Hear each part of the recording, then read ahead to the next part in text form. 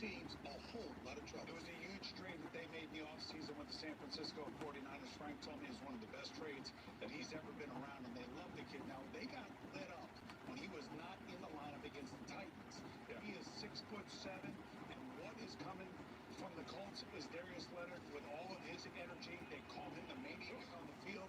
But here's the thing. It's about batted balls when you play against Ben Roethlisberger because you can't get to him because he gets rid of the ball so quickly. And that's where the 6'7" DeForest Buckner's got to come in big tonight. And how about the playmakers for the Indianapolis Colts? You have Jonathan Taylor, who's been a beast, averaging 6.6 yards a carry. That's more than Derrick Henry over the past few weeks. Zach Pascal, who is a great addition to this offense. When we think of pass catchers within this offense, we think of T.Y. Hilton. Now they have multiple guys that are making plays for this team.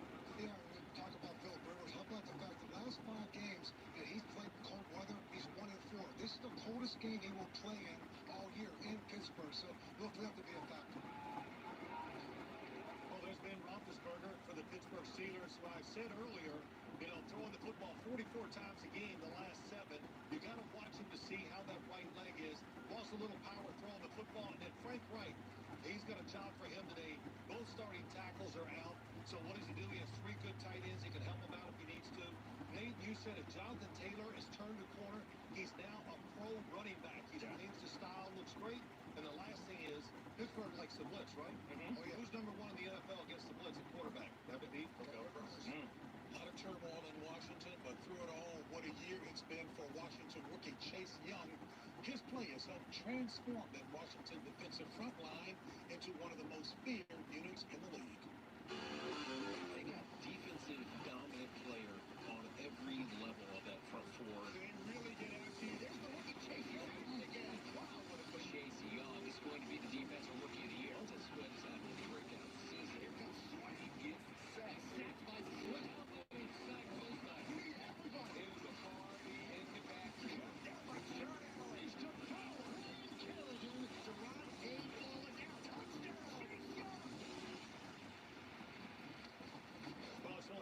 You watch this Washington defense. I've been kind of watching it all year long because it's fascinating how good they are in front. Early in the year, Jack Del Rio, the defensive coordinator, was blitzing along with this front 4.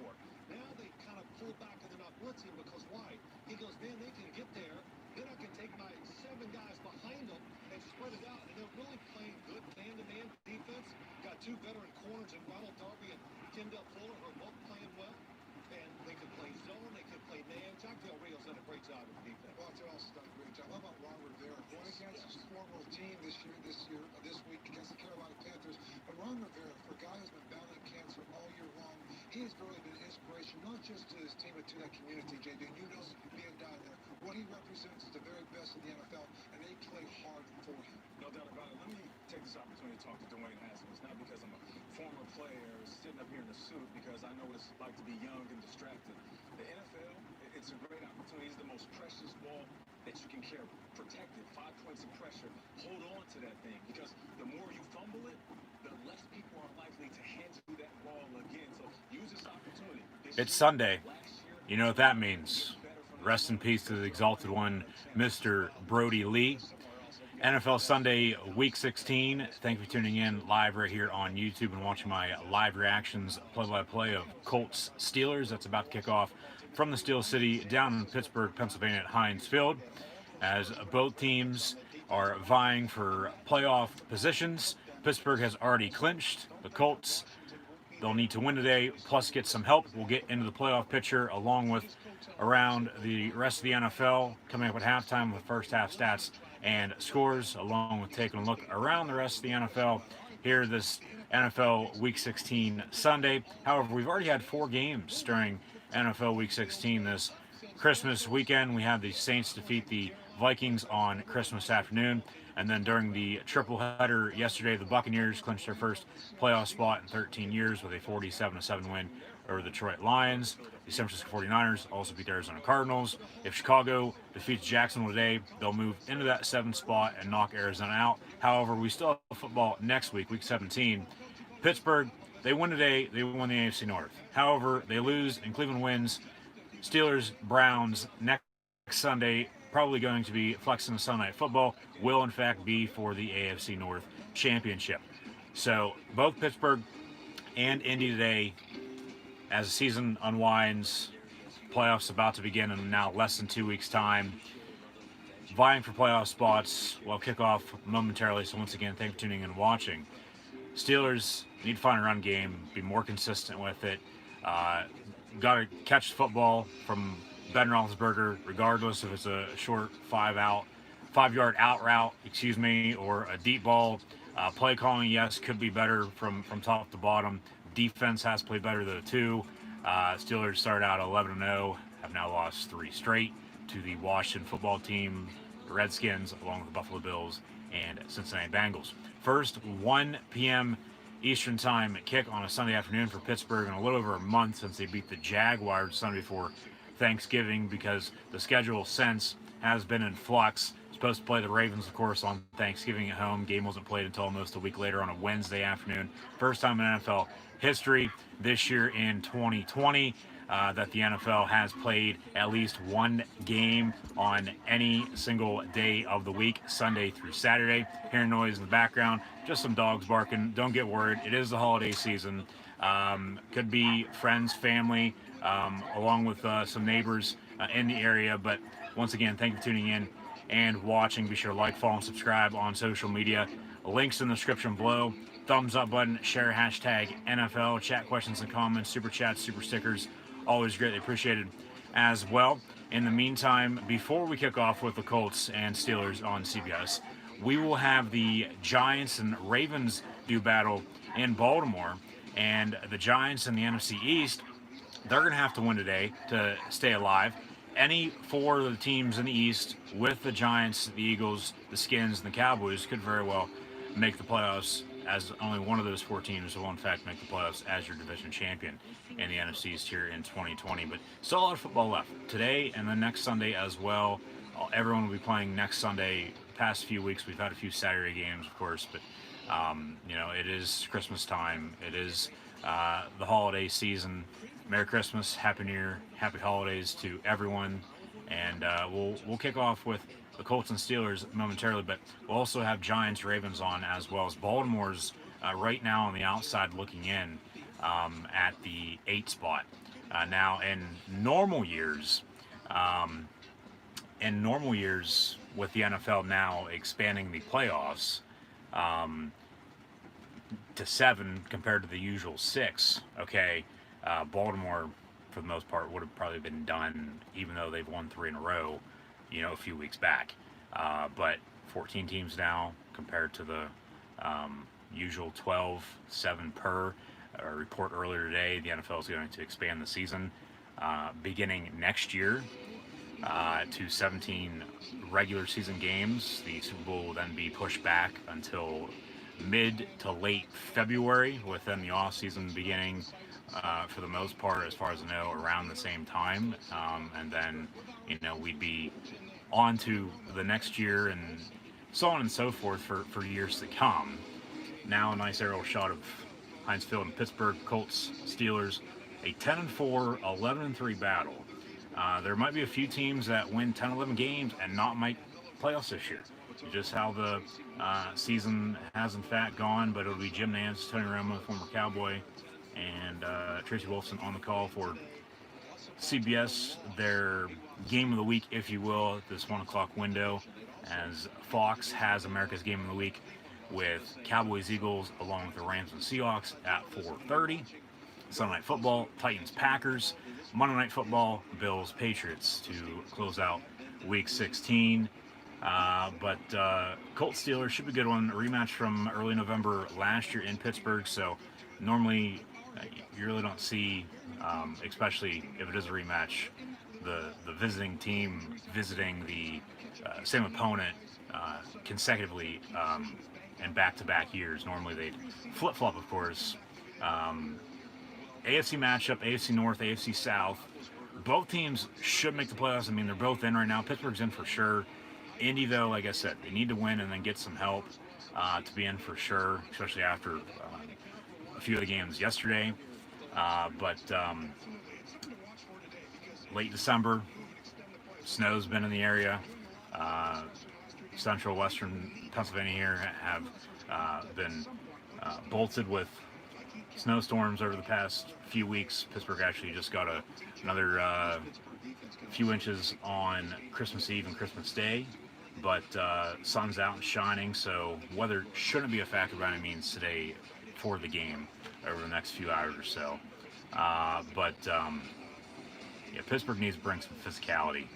You got to 11-0 for a reason, but then for some reason, because they can't run the football, they can't catch football, and now on top of all that, they can't play good defense either. They're allowing their opponents to score more points than them, of course, because hey, the name of the game is to score more points than your opponents, and you're gonna come out on top and win, because all anybody ever remembers is winning. And they won 11 in a row, 11-0 to start the season, lost 3 straight.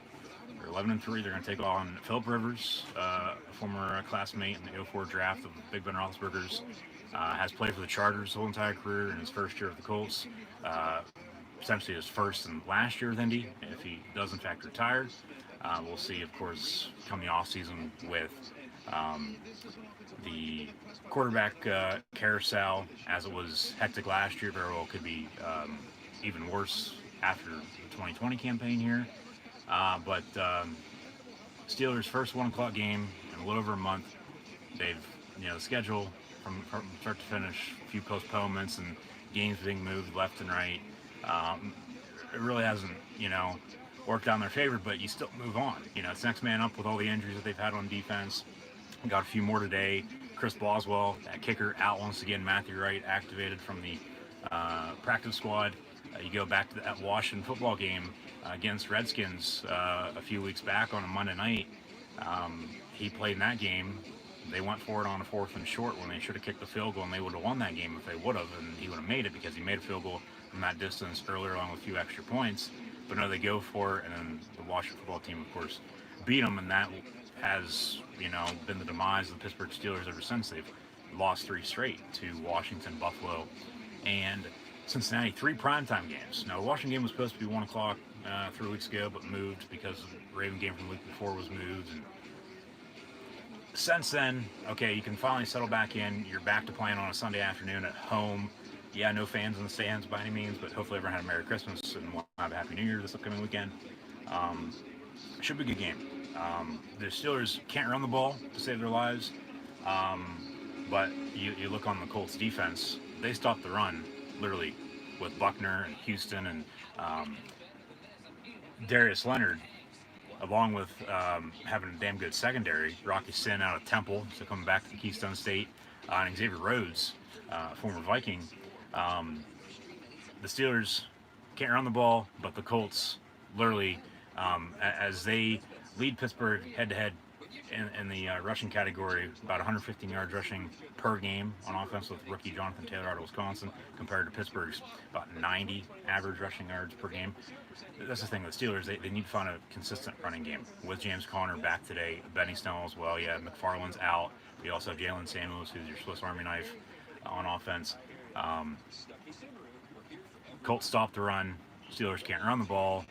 So could be a long afternoon if that's going to be the case. If the Steelers still can't run the football, because then they'll be one-dimensional once again.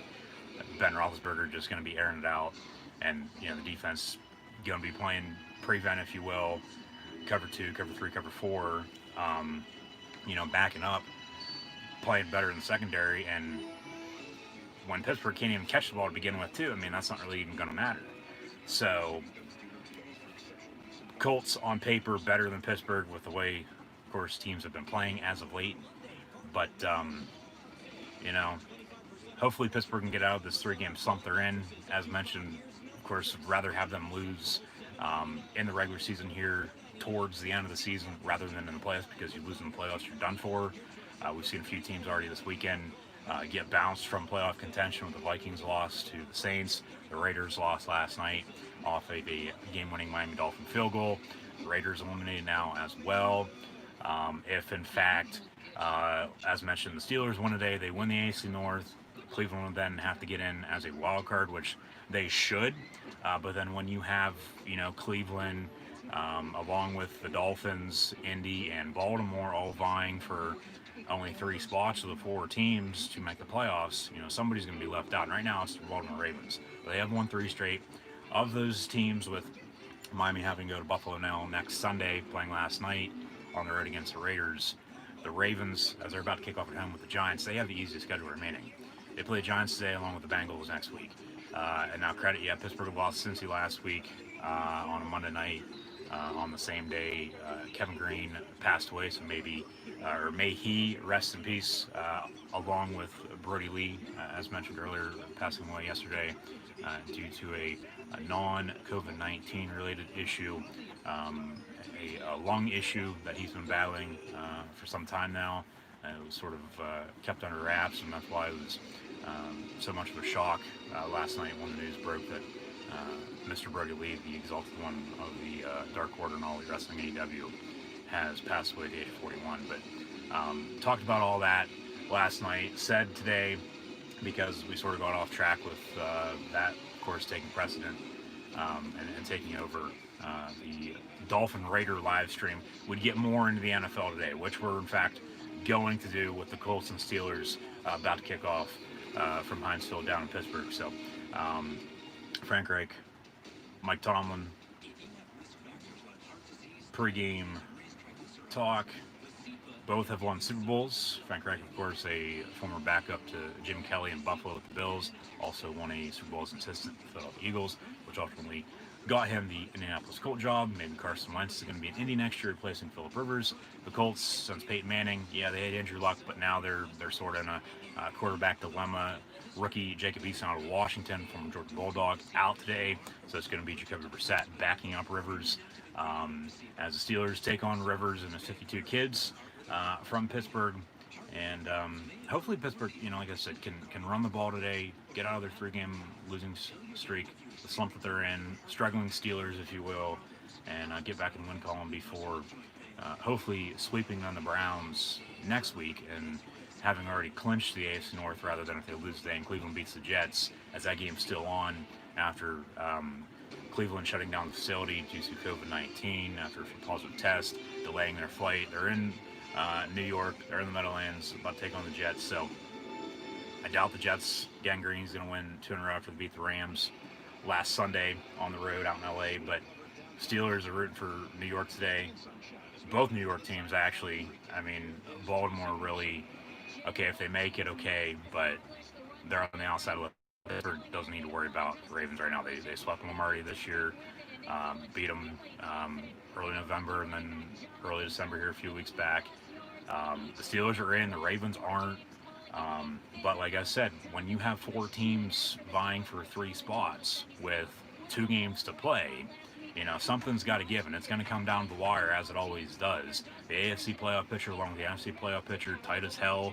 Here, Week 16, as we're about to kick off with the Colts and Steelers. Looks like Pittsburgh's going to be back deep to receive this open kickoff, so we're going to get Big Ben Roethlisberger and Steeler offense out on the field first. As we're now underway, Sanchez on kickoff. He's battled cancer as of late, but has since returned. And the Steelers on the kickoff return out to around the 25-yard line, so they would have took a touchback there. Okay, they'd be starting, or they are in fact going to be starting this opening drive at anyway. So, Steelers, they're not balanced. They're one-dimensional, really, because they can't run the football. They're throwing all the time, but when they throw, they haven't been catching the ball. Hell, Jordan Berry was the player of the game against the Buffalo Bills. Too many mistakes with turnovers and stupid penalties as well. The injury bug hit him over the past month or so, but it's next man up. So from the 24, officially 1st and 10, Ben out of the gun, looking over the middle, and it's incomplete, dropped by 18, Deontay Johnson, and first play of the game, incompletion, 2nd down and 10 for the black and gold Pittsburgh Steelers against the visiting Indianapolis Colts and their road whites.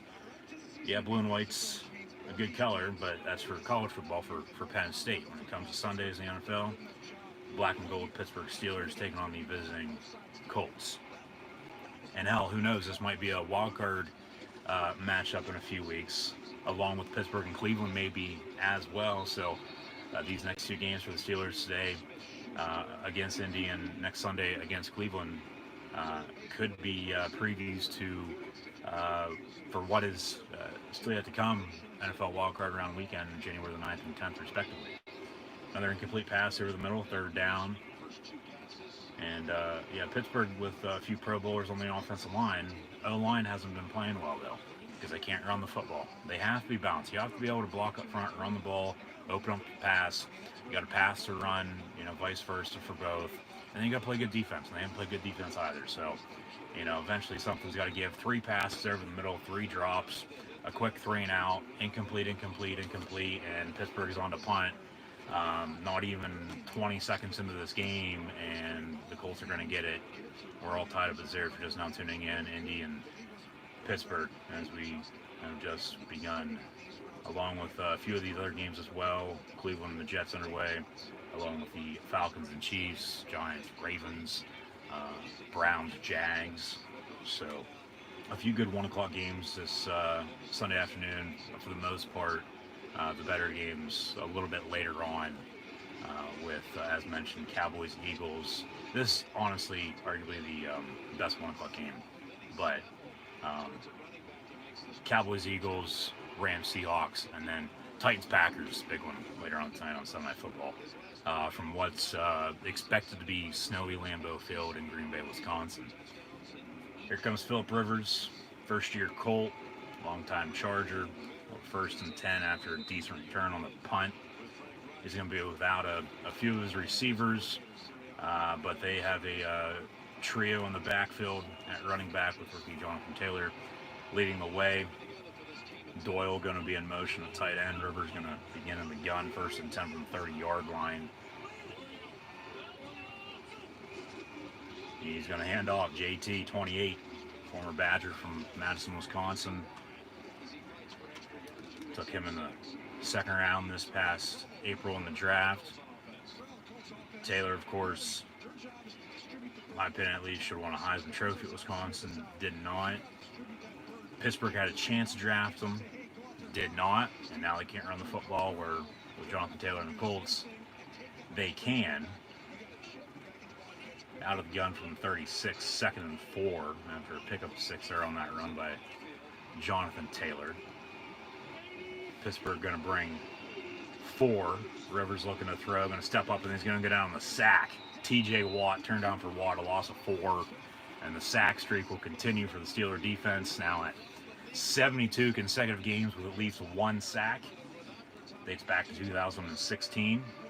It'll be 3rd down and 8 here for the Colts on their opening drive. Good to see Vince Williams back on that D-line as well for the Pittsburgh Steelers, wearing the green dot as the mic this afternoon. Field actually looks in damn good shape for late December in Pittsburgh, especially with how the weather's been. But they haven't played home in a few weeks since they lost to Washington back on December the 7th, Pearl Harbor. On 3rd down, Rivers to Michael Pittman. And Pittman, the rookie out of USC, gets a big 1st down pick up to the 40-yard line on 3rd down and 8. A simple crossing route over the middle goes for a big 1st down gain.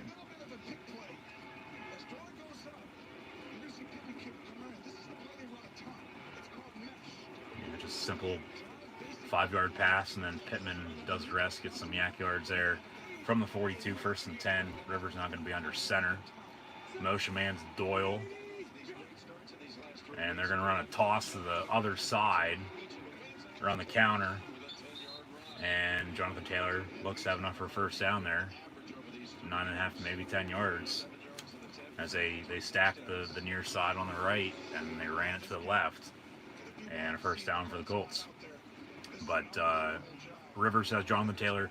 Of course, they did have Marlon Mack. He's been done for the season for quite some time, but then they also have Hines, who's playing at Heinz Field, Naeem Hines, along with Jordan Wilkins at running back. A good trio at wide receiver as well. I mean, honestly, on paper, the Colts are stacked from top to bottom, offense, defense, and on special teams. But for some reason, along with them and the Titans, they haven't clinched their respective division in the AFC South yet, with splitting the season series at 1 game apiece. That goes to Zach Pascal, 14 for a 1st down for the Indianapolis Colts. So Rivers replacing Andrew Luck, basically,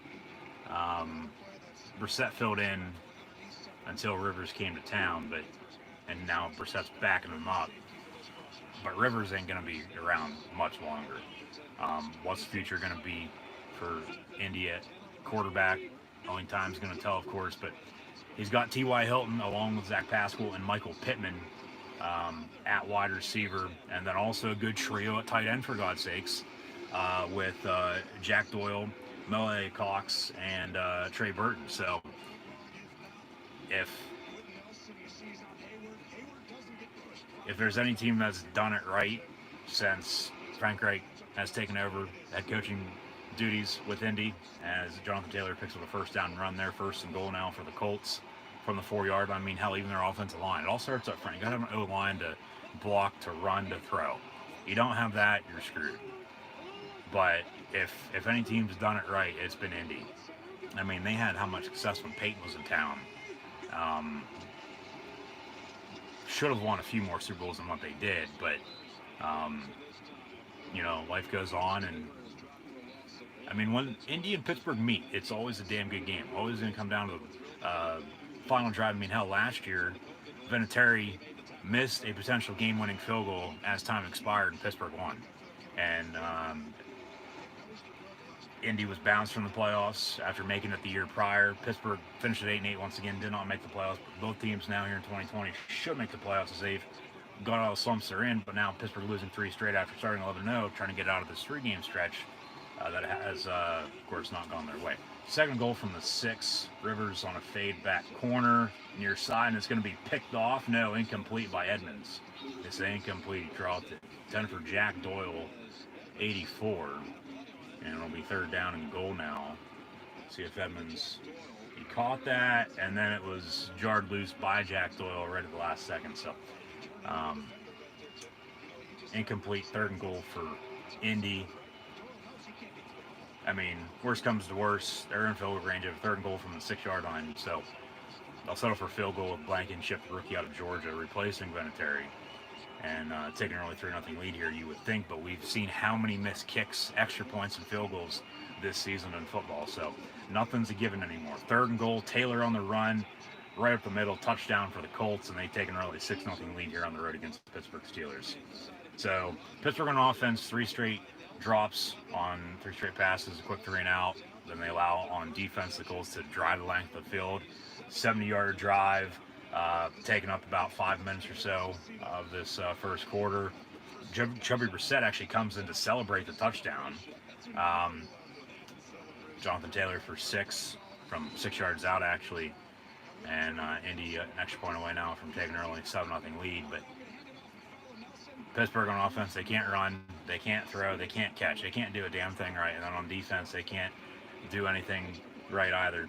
Stop the run, stop the pass. They just allowed Indy to drive and score. So for the most part, it seems like it's going to be a very, very long afternoon here these next few hours for the Pittsburgh Steelers and all of Steeler Nation.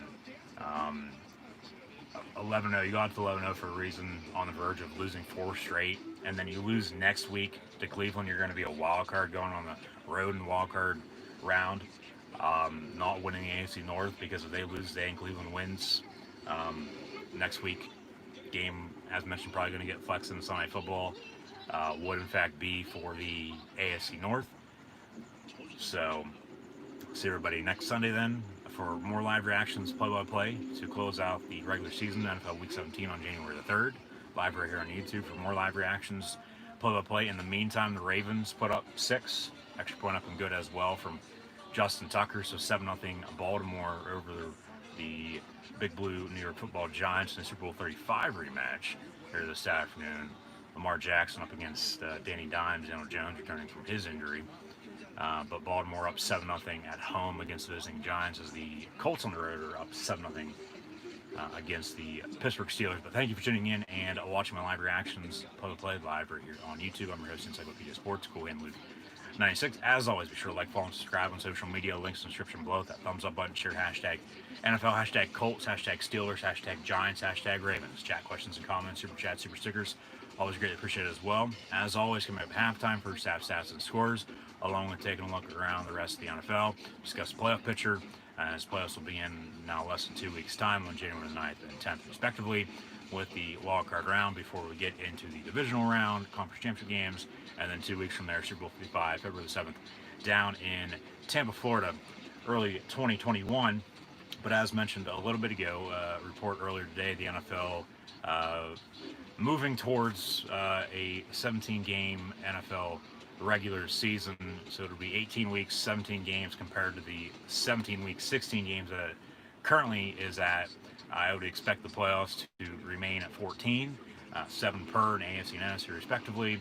And then the Super Bowl, of course, with the playoffs, everything will just be pushed back about a week, maybe 2 weeks or so, into middle or late February. And then, of course, off season from there on until the start of the following year, as mentioned. So it'll be interesting with all the talks moving forward. It's all speculation, all hypothetical, of course, until all the T's and I's are dotted and crossed. So we'll see what the future holds. But Pittsburgh offense here, when you get the ball back, gonna have to do something, because if not, I mean, Randy Fiechner's probably gonna be fighting for his job. Decent kickoff return to the 26-yard line, so some decent starting field position once again. Average, of course, about a yard or so in between from where the touchbacks normally go. So it's just, if only, and I know I've been saying this all season long, and it's a big if, but if only they were able to run the football consistently, be balanced, not one-dimensional. You have to be balanced. You have to run the ball, you have to open up play action. You have Ben Roethlisberger, a 2-time Super Bowl winning quarterback, at the helm. Said he's going to be coming back for next year, but we'll see. He will, but they've lost 3 straight. The sky's falling, basically, in Pittsburgh. You would have thought last week they would have got out of their 2-game slump that they were in, but no, they lose on the road against Cincy because they don't start fast. And here, once again, as they were down 17-0 at the half, quick 3 out of their opening drive, not starting fast. We'll see what they do here on this drive, but if they can't do anything on offense, it's going to be a long game. It's going to be a long afternoon for the Steelers.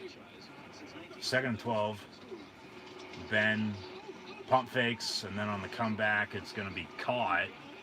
And Deontay Johnson, we'll see how much they give him there. He ran out of bounds. It's going to be 3rd and short. Thinking it would be 3rd and about 3, maybe 3rd and 4.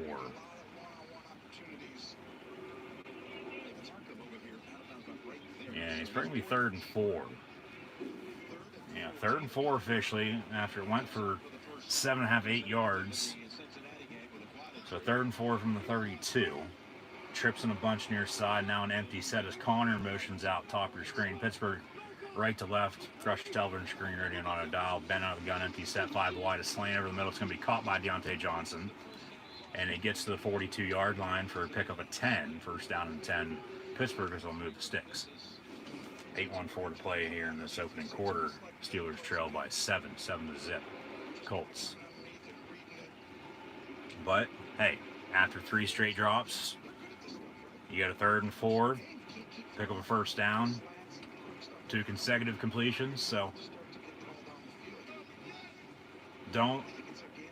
just take it easy, okay? Don't do too much at once. 60-minute game, ain't over until it's over. It's not going to be one here in the first quarter by any means. Ben, another pass, is going to be caught. Deontay Johnson. So as if they would run the ball to open the pass, they're going to pass the ball to open up the run and try to get Indy with their very, very good defense on their heels. Very dynamic. You got Buckner up front, coming over from San Fran. He's arguably one of the best DNs in all of football. Justin Houston, who's been around. Darius Leonard, who was a rookie of the year a few years back. Damn good secondary. Like I said, the Colts, if any team's done it right over the past few years, and from top to bottom, building their roster, if anybody, it's been Indy. I mean, there's a few other teams too, but Indy, come playoff time, they sort of haven't gone over that hump. But now they're in a position where, hey, if they win today and Green Bay beats Tennessee, they're going to be in the driver's seat in the AFC South. And they very well could win the division then at that point. And then the Titans on the outside looking in potentially as a wild card. And then they'd have to go on the road compared to, getting a home playoff game that'd go to the Colts at that point. But 3rd and 1 from midfield now for Pittsburgh, out of the eye. McDonald going to be in motion near side. And Ben going to hand off. Connor, he's going to be stuffed in the backfield, a loss of a few, and 4th down Pittsburgh, and they're going to punt. So, typical. Okay? You run a play where they know exactly what's coming. And no wonder they stuff you. And this is the thing where, okay, or actually that was Benny Snell on the give, and he lost a few yards. But you run the ball, and you can't run the ball. No wonder they're stopping the pass. You've had a few decent passes here, but this drive stalls out in midfield after a loss on 3rd and 1. Barry on a punt again. Punt up and away. Indy gonna let it bounce to the 20, and then it's gonna take a Steeler roll out of bounds around the 9-yard line. So that's where the Colts will in fact begin their upcoming drive. But it all starts up front with the Steeler O-line. They have to block better to run, okay? And it seemed like, as we have a flag on the play, 5:33 to play in this first quarter, they're passing to run. But just when you are running a lot, they know the pass is going to come. They're going to try to beat you deep. And then when you pass a lot, defense knows you're going to run eventually. Well, they just stopped you. So credit to Indy's defense. We got a hold on the punt return. It's going to be half the distance from the 9, so 1st down and 10 from the 4.5-yard line for Indy when we return, as the Steeler defense will have the Colt offense backed up towards the end zone. And we'll see if they can make a play or two here, and then, okay, no safety by any means. At least force them to a quick 3 and out. Still a lot of football left here midway through the first quarter, of course, 60-minute game, 4 quarters. But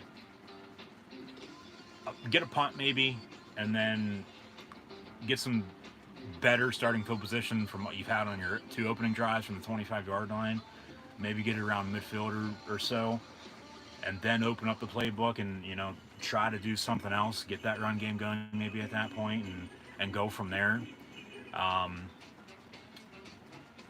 With all the drops Pittsburgh's had, and it's more so than not been Deontay Johnson, Eric Ebron, Juju and Claypool, along with James Washington, Ray McLeod, Vance McDonald, they all need to step up too. They haven't gone to McDonald enough in my eyes since he returned from his injury.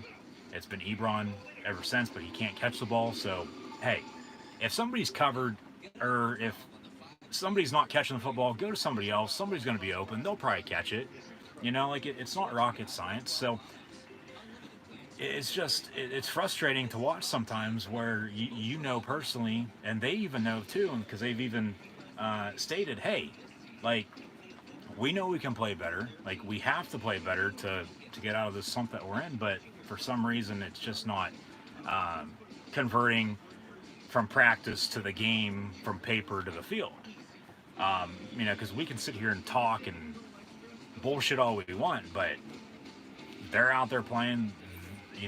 They need to. Juju Smith-Schuster, he's done with the TikTok videos. Good for him. I'm sure that was a good Christmas gift for all Steeler Nation.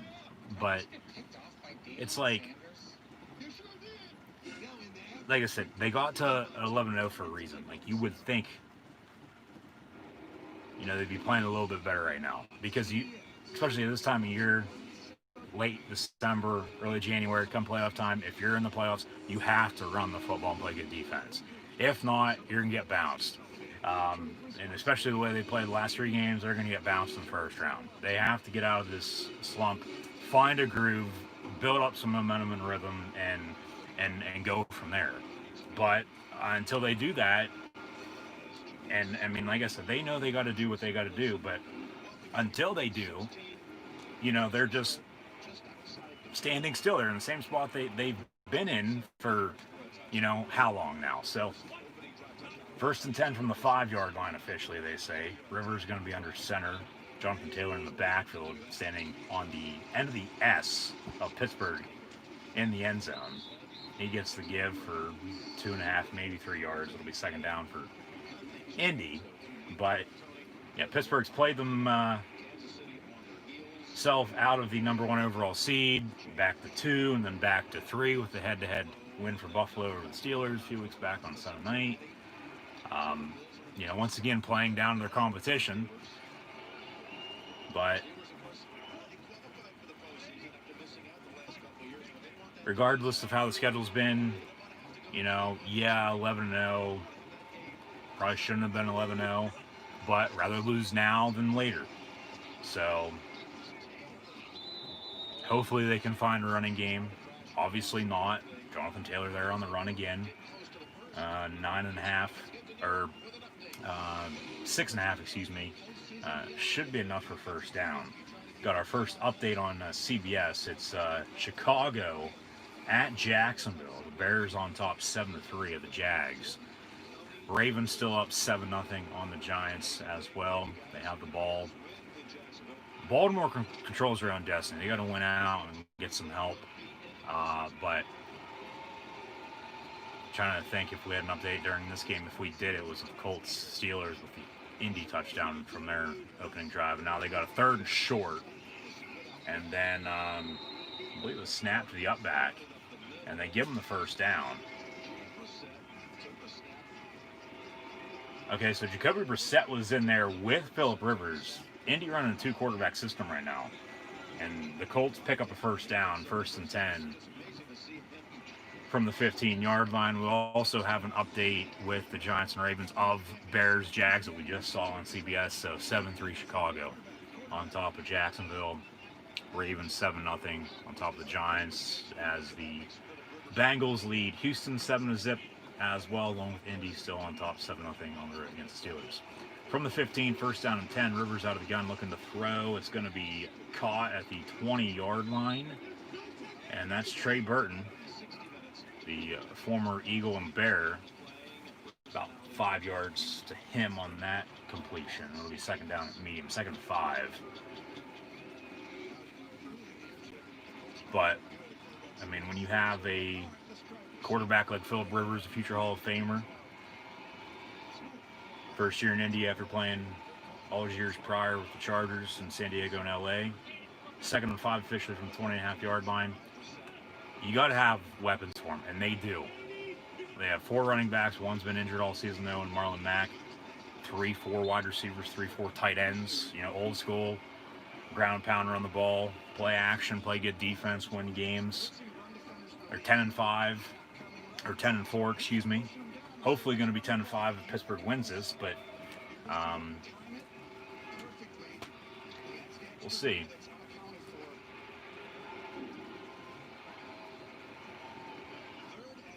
Third and 3.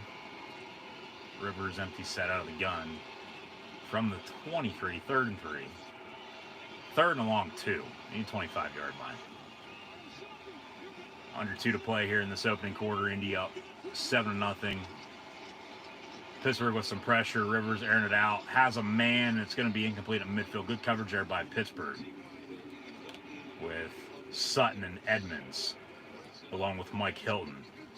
And a little surprised as it was intended for T.Y. Hilton, but they didn't throw a penalty flag on that for potential defensive pass interference. As Hilton didn't even turn around. You got to play the ball, not the receiver. He played the receiver. Luckily, they didn't throw the flag. So, incomplete. 4th down now for the Colts, and Indy on to punt. Good to see Sanchez back out there punting for Indy. He had a tumor in his stomach about a month or so ago. Got that removed. Cancer-free, and back on the field, punting for the Colts for the brand. As ever since Pat McAfee, Pittsburgh's own, retired, even the Colts have still had damn good special teams players with Adam Vinatieri finally hanging it up. But Pittsburgh going to get the ball back here after that punt. 1st and 10, down 7 here as we near the end of the first quarter. Let's see where they spot the ball at. It went out of bounds. But here in the meantime, Baltimore, goal to go, out of the eye. Jackson incomplete on a play action. J.K. Dobbins on the screen. So, 3rd and goal, I do believe, from the 4. Baltimore up 7-0. The East and the NFC. As the East and the AFC has been won by Buffalo. And the Dolphins are in. They play Buffalo the next week. So they lose and shit happens. Well, Dolphins might be on the outside looking in. But, you know, they took care of business last night and beat the Raiders. Jackson handoff, touchdown, J.K. Dobbins, touchdown, Baltimore. They now lead 13-0, pending Justin Tucker's upcoming extra point over the Giants. But the NFC East, I said since Thanksgiving, after Washington beat Dallas, that the Redskins are going to win the NFC East, in my opinion. They lead the division by 1 game. They're going to need the Giants to lose and win today to win the division. The loser of Philly-Dallas is out. And then it'll come down to Week 17, as always does. But I believe Washington's going to win that division. We do have a few teams already in, as mentioned, in the AFC with Kansas City, Buffalo, and Pittsburgh. All the others still vying for potential clinching moments. Green Bay plays tonight at home on Sunday night in the snow against Tennessee. Crossover AFC NFC matchup before Week 17 divisional play. The Packers, Saints, Seahawks, and Bucks have all clinched spots in the NFC playoffs. So a few teams right now on the outside looking in on both, but you know, season's not over until it's over, and then we'll get to the playoffs with the 7 teams out of the AFC and NFC respectively that we get, and then we'll move forward from there and on the road to Super Bowl 55. But Pittsburgh, 1st and 10 from the 41, so some decent, better starting field position from what they've had. 1st and 10, down 7, minute 44 to play here in this first quarter. They're going to run an end around to Deontay Johnson, so they're going to try to run some trickery with this run game. He gets maybe 3 yards on that before running out of bounds. They say 2 officially, 2nd down and 8. So, yeah, 2020 has been hell for everyone, of course. The Steelers schedule this year, about a month in, and then within the past month or so, hasn't gone as planned, but, you know, it's just how it goes sometimes, and you move on. Put your head down, go back to work, and they've tried to do, but as Ben goes down on a sack there at the 32-yard line, it's going to be 3rd and a mile. You know, they've lost 3 straight. They it feels like they're doing stuff right, but, you know, like I said, it just doesn't translate on the field, and they can't do anything right at that point because they can't run the ball. Plain and simple. If they were able to run the football and not throwing all the time, because when you have to throw every single play, the defense knows you're going to throw every single play. But when you're balanced, you're running and throwing, you have the defense on your heels, well, okay, you got a better shot. But just go back, get back to what got you to an 11-0 record. And now, for some reason, as Ebron finally makes a catch, gets to the 45-yard line, but it'll be 4th down and Jordan Berry, as this will do it for the first quarter as well.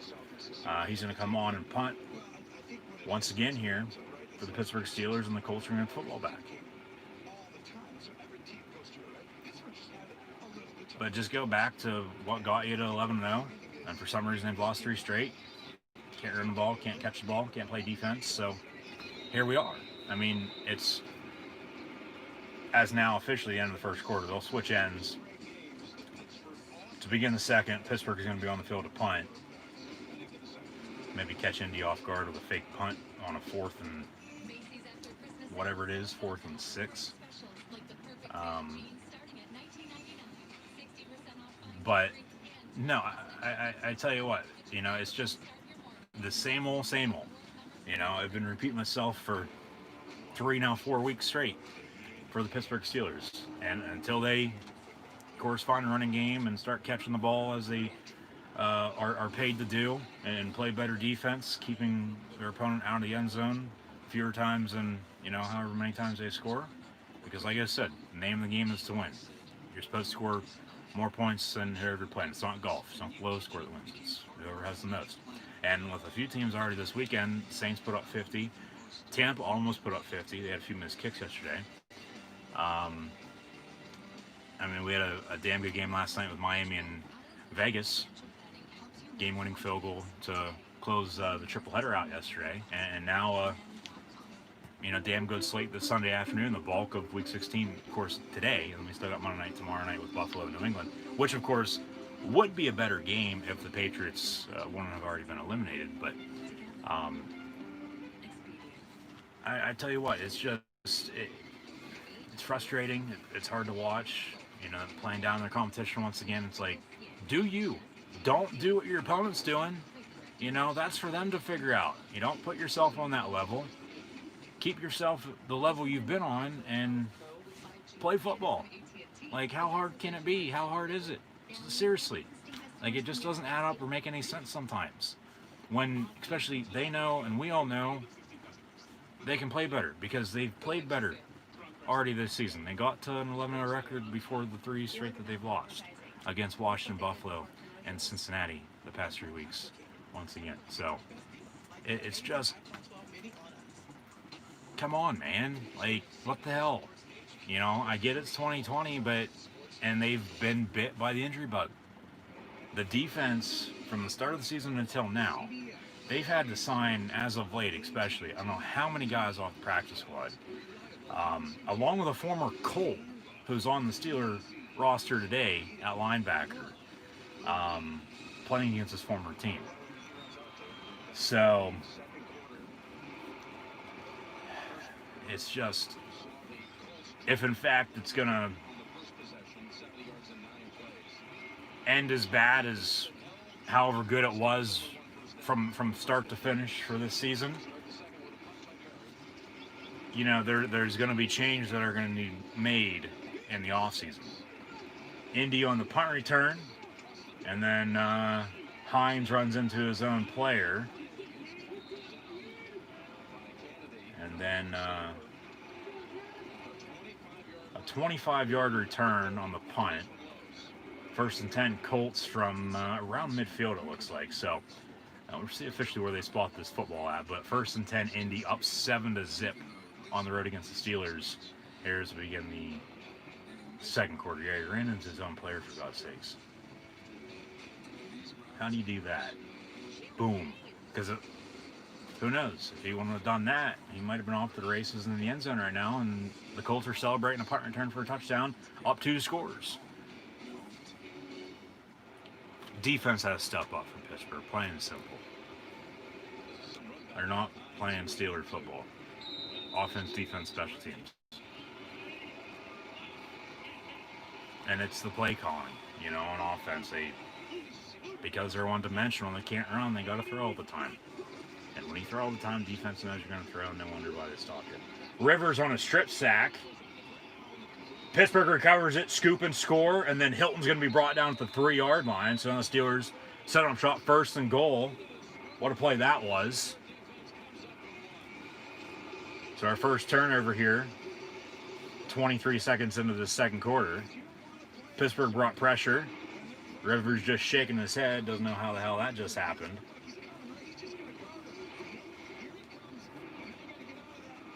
But Pittsburgh with a safety blitz. Watt got to him first, stripped it, and then Hayward took down the lineman from behind. Hilton picked it up. Ref went down in the process. And then Mike Hilton was brought down to the 3-yard line. So now the Steelers, a 1st and goal, a few plays away from tying this game up here in the early second quarter.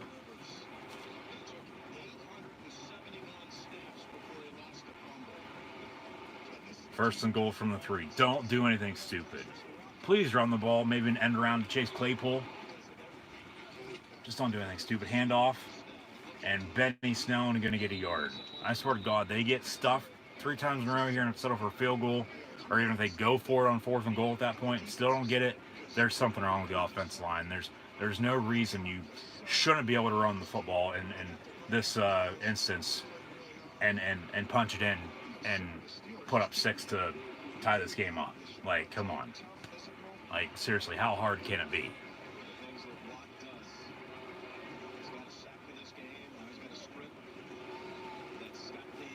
So they're going to run an empty set. 2nd goal from the 2-yard line with 3 to the top of your screen. Left to right now here, early 2nd for Pittsburgh.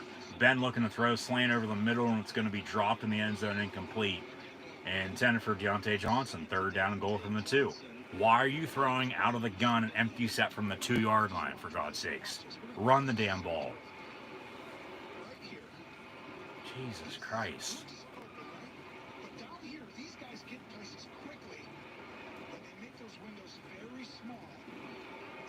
Another empty set.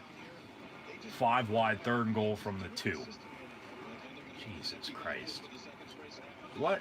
And they jump off sides. Pittsburgh got a free play, and it's going to be dropped incomplete by Juju, but Pittsburgh left the free 5 yards. It'll be half the distance, automatic 1st down. So they got a 1st and goal now once again. So they'll have 4 shots to punch it in. So honestly, from the 3-yard line, they're going to have 8 shots to score a touchdown. You can't score a touchdown in that amount of time. There's something wrong. There's something seriously wrong.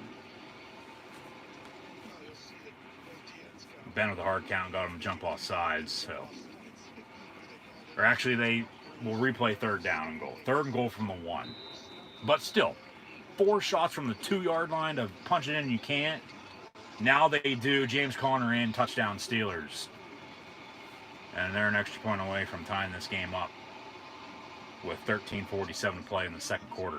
Matthew Wright, the kicker today, replacing Chris Boswell once again, who's out with an injury.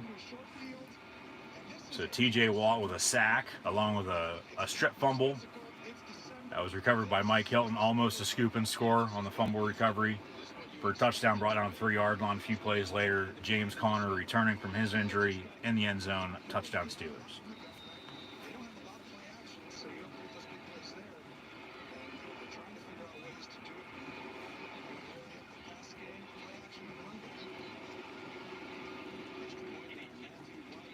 Matthew Wright, extra point up and good. 7 apiece. 7-7 Colts Steelers, 13:47 to play in this first half.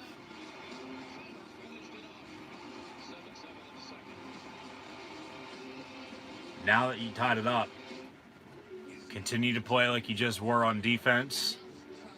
You got to build off of this touchdown. You can't just score and tie it up and then not do anything the rest of the game. You got to build off of this. You got to continue to build the rhythm, build some momentum, capitalize. They capitalized off the fumble, scored a touchdown, tied it up at 7. So 7-7 Colts and Steelers. And Andy going to get the ball back when we return. Once again, thank you for tuning in and watching. Like, follow, and subscribe on social media. Links in the description below.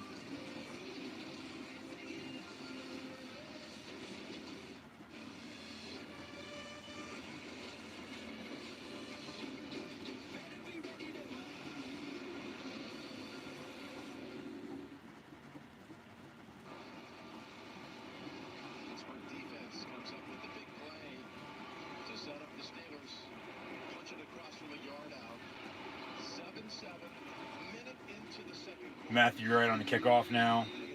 We're all tied up at 7 with Indy and Pittsburgh. No fans at Heinz Field. Both teams with the 2020 season. Some places have fans, some don't. You have to find your own energy. You got to do something right at least, hopefully, and build from there. It's been a season unlike any other, no doubt about it, but now we've got a flag on the kickoff return, so a few penalties in this first half. See what the dirty laundry is. During the return, another hold on the Colts return. 10 yards, first down. They pay tribute to Kevin Green, the former Steeler who passed away on Monday. He's 58.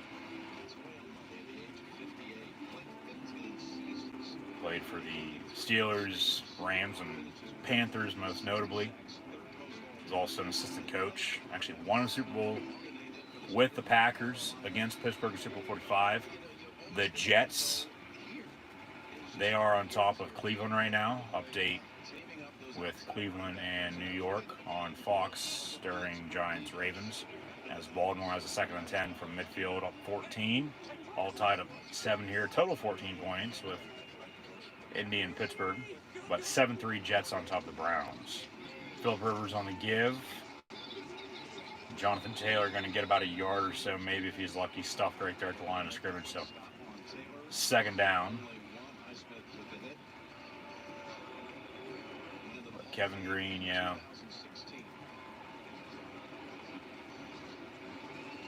Damn good linebacker. 160 career sacks.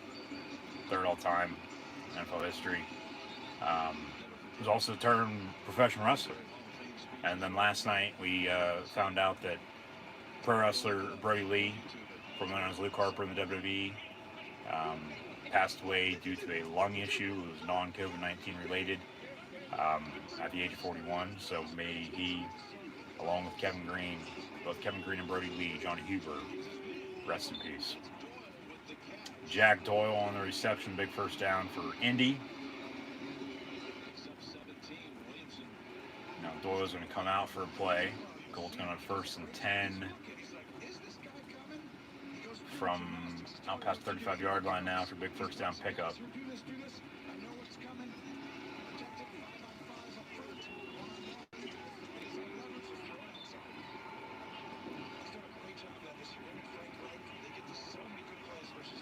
Officially at the 33-yard line, 1st down and 10. River is going to fake the give to Taylor, looking to throw near side. It's going to be caught at midfield by T.Y. Hilton, and Todd gets to the 47. That'll be 1st down and 10.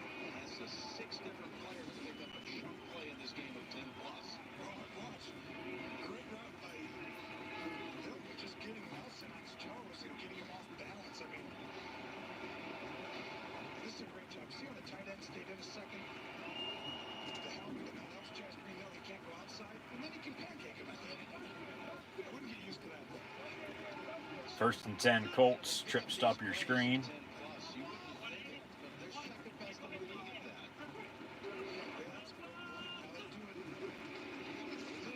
Three-step drop. Rivers going to go deep down the middle. Has a man inside the 10 and Pittman, and it's going to be incomplete a little too far. Good coverage by Hilton and Edmonds once again. Incomplete, 2nd down and 10. And another probably good no call from the officials on a potential defensive pass interference. I mean, they got tangled up there a little bit, passed a little too far. And that's a hold. I don't know why that wasn't called. TJ Watt being held by the right tackle. 2nd down and 10.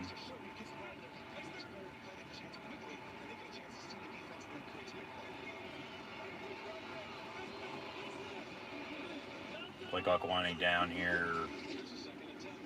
Slant complete to Hilton. 1st down inside the 30.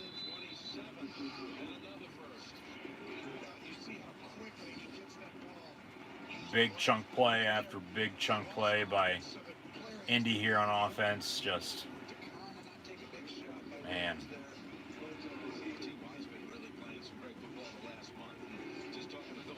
Man the hell up and play some defense, why don't you? First down. He's starting to look really healthy. I mean, he looks like the T.Y. that people remember. That's dangerous. Rivers going to hand off. Highsmith on the stop with Williamson, rookie backer out of Charlotte, along with the former Jet, who was traded by New York to Pittsburgh at the trade deadline. They bring down Jonathan Taylor after a pick of 3 yards, second down and 7. Franchise history in receiving yards. That's pretty impressive right there. I mean, you're talking about only behind Marvin Harrison and Reggie Wayne. Well, and they do it differently here. I mean, the crazy part, he's playing fantastic, but this team gets into like 7, 8, 10 guys, 11 guys a game touching the football. And that's what Greg won. From the 24, Doyle in motion. Out of the I is Rivers. He's going to hand off. Jonathan Taylor going to get another 3 yards. So 3-4 yards here and there. Just eventually, yeah, you're going to break one. That's why with Pittsburgh, what they've ran the ball maybe 4 times. Credit one went for a rushing touchdown from the 1 yard line. But eventually, you keep running the football 3, 4, 5 yards here and there. Defense is going to get tired, and eventually you're going to break one off. And it's going to go for a big game. All of these big chunk 10, 15-yard plays, though, have been in the past game by both of these offenses, more so than not, though, the Colts. 3rd down and 3 from the 21-yard line. Rivers going to hand off again, another first down run for Jonathan Taylor. Taylor, a damn good back. Wisconsin's, of course, Wisconsin with their factory of offensive linemen and running backs. And Jonathan Taylor is just the next in line here. And if, of course, wasn't a quarterback-driven league and a few rookie quarterbacks weren't playing the way they were, or are right now, I should say, Jonathan Taylor's name right now very well could be in for some Rookie of the Year conversation. But Rivers looking to throw. It's going to be caught by Doyle at the 8 yard line. It's going to be short of the line to game, though. It'll be second down and 2. 8:40 and counting to play here in this first half. All tied up at 7 with the Colts and Steelers.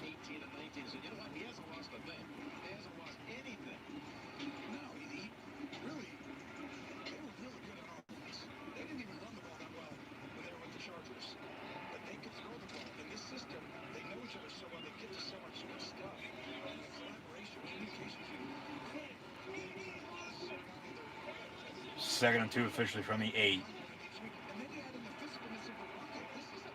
Motion man and Zach Pascal.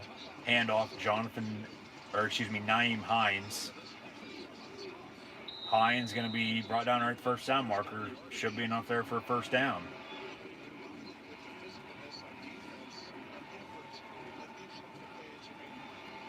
Little misdirection.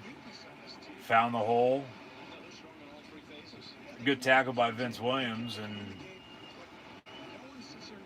a few secondary players there coming in from behind, but enough for a first down, and first down and goal now for the Colts. Knocking on the door, looking to retake the lead from the 6.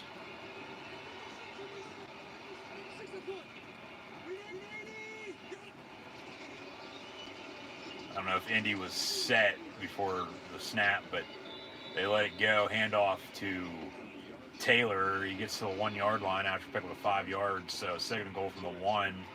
And Indy right there. Going to retake this lead at 14-7.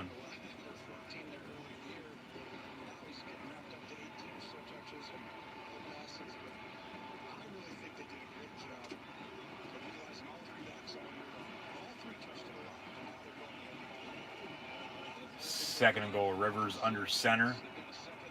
Maybe a sneak or an end around. No, just another handoff. Jonathan Taylor. And he's going to get in. Touchdown Colts. 13-7 pending extra point.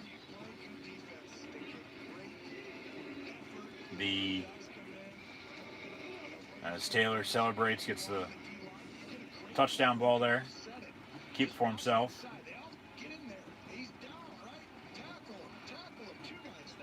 The way this game's unfolding is the Colts can run the ball, they can throw, they're balanced, okay? But the Pittsburgh Steelers are one-dimensional still. They cannot run the football. Ben's hit a few passes, but we've had how many incomplete passes and drops as well, so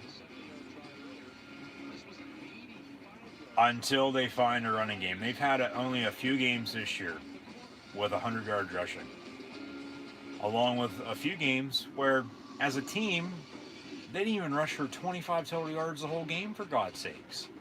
Like, it's frustrating. And like I said, regardless now of what happens, they need to take a hard look in the mirror come the offseason and figure out what the hell they're going to do moving forward and potentially make some changes. They got a few young rookie running backs, and Benny Snell, McFarland, and I mean Samuels has been around, but he's not going to be there next year. I mean, I'd be shocked if he is. Same with James Conner. He's in a contract year. They'll probably bring him back, but he's not a true number one.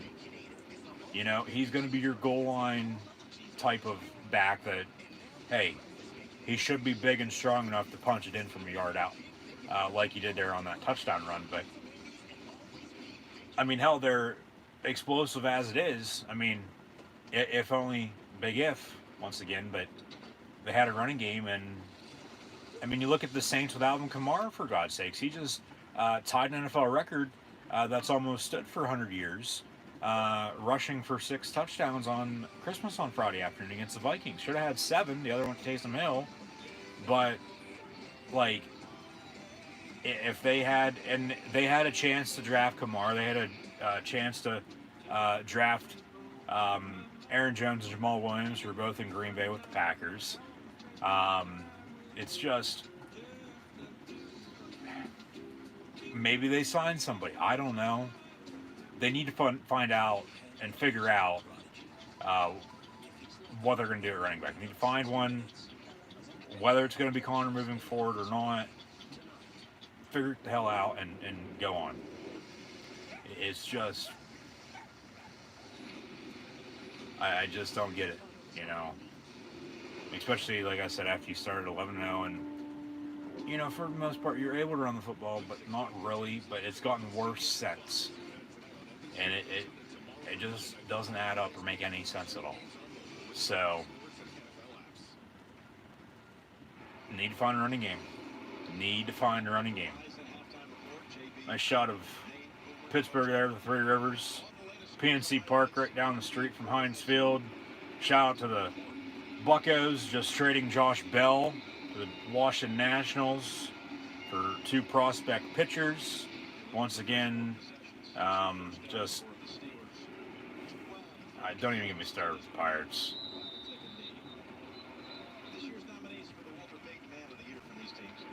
Just literally killing the franchise. But, you know, new general manager, new manager, they're trying to rebuild. I get it, you know, but it's just the typical, hey, we're just going to get rid of all our superstars for nothing and, you know, try to build with who we have then at that point. But Josh Bell traded to the Nationals on Christmas Eve for 2 national prospect pitchers. 1st and 10 from the 25. Ben out of the gun looking to throw, and it's going to be picked off. No, dropped at the 40-yard line. 10 for Ebron, incomplete. 14-7 Indy, 6:30 to play here in this first half. 2nd and 10 for Pittsburgh. The Ravens now up 17-0 on the Giants at home. The Jets up 13-3 on the Brownies at home. Now Cleveland's playing without a few wide receivers. As mentioned earlier, yesterday they closed the facility. They left late after they delayed their flight to New York after a few COVID positive contact tracing. A few players aren't playing because of that. So, I mean, not shocked that the Jets are up right now, especially early on, but they're up 13-3. So what does Baker Mayfield and New York do to, you know, get out of the slump that they're in? Actually playing in New York in back-to-back weeks They played last Sunday night against the Giants and beat the G-Men. Now they're taking on the Jets from the Meadowlands at MetLife Stadium. Why don't you just stay for the holiday in New York? Nobody there anyway. Especially with the year 2020's been, you can't do anything.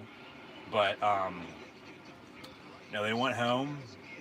The situation they were dealt with the COVID, and flight delayed, got late, arrived late. They got there late, I should say, and now they trail by 10. And in the meantime, a 3-and-out by the Pittsburgh Steelers after only picking up a yard on this drive after an incomplete pass that was almost picked off.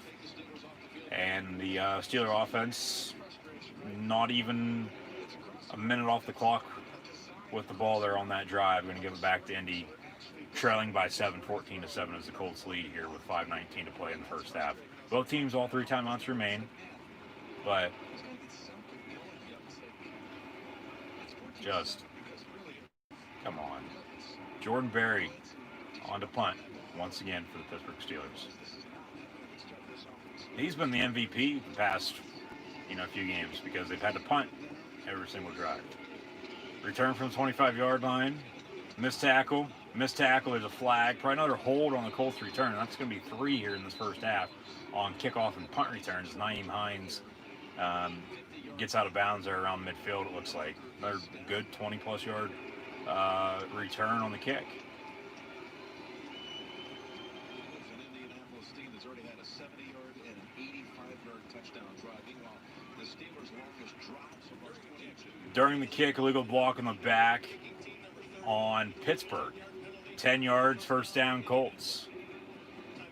And they'll take a TV timeout. So we'll get back to the action momentarily. Colts getting the ball back, 1st and 10, up 7, 14-7, under 5 to play in this first half.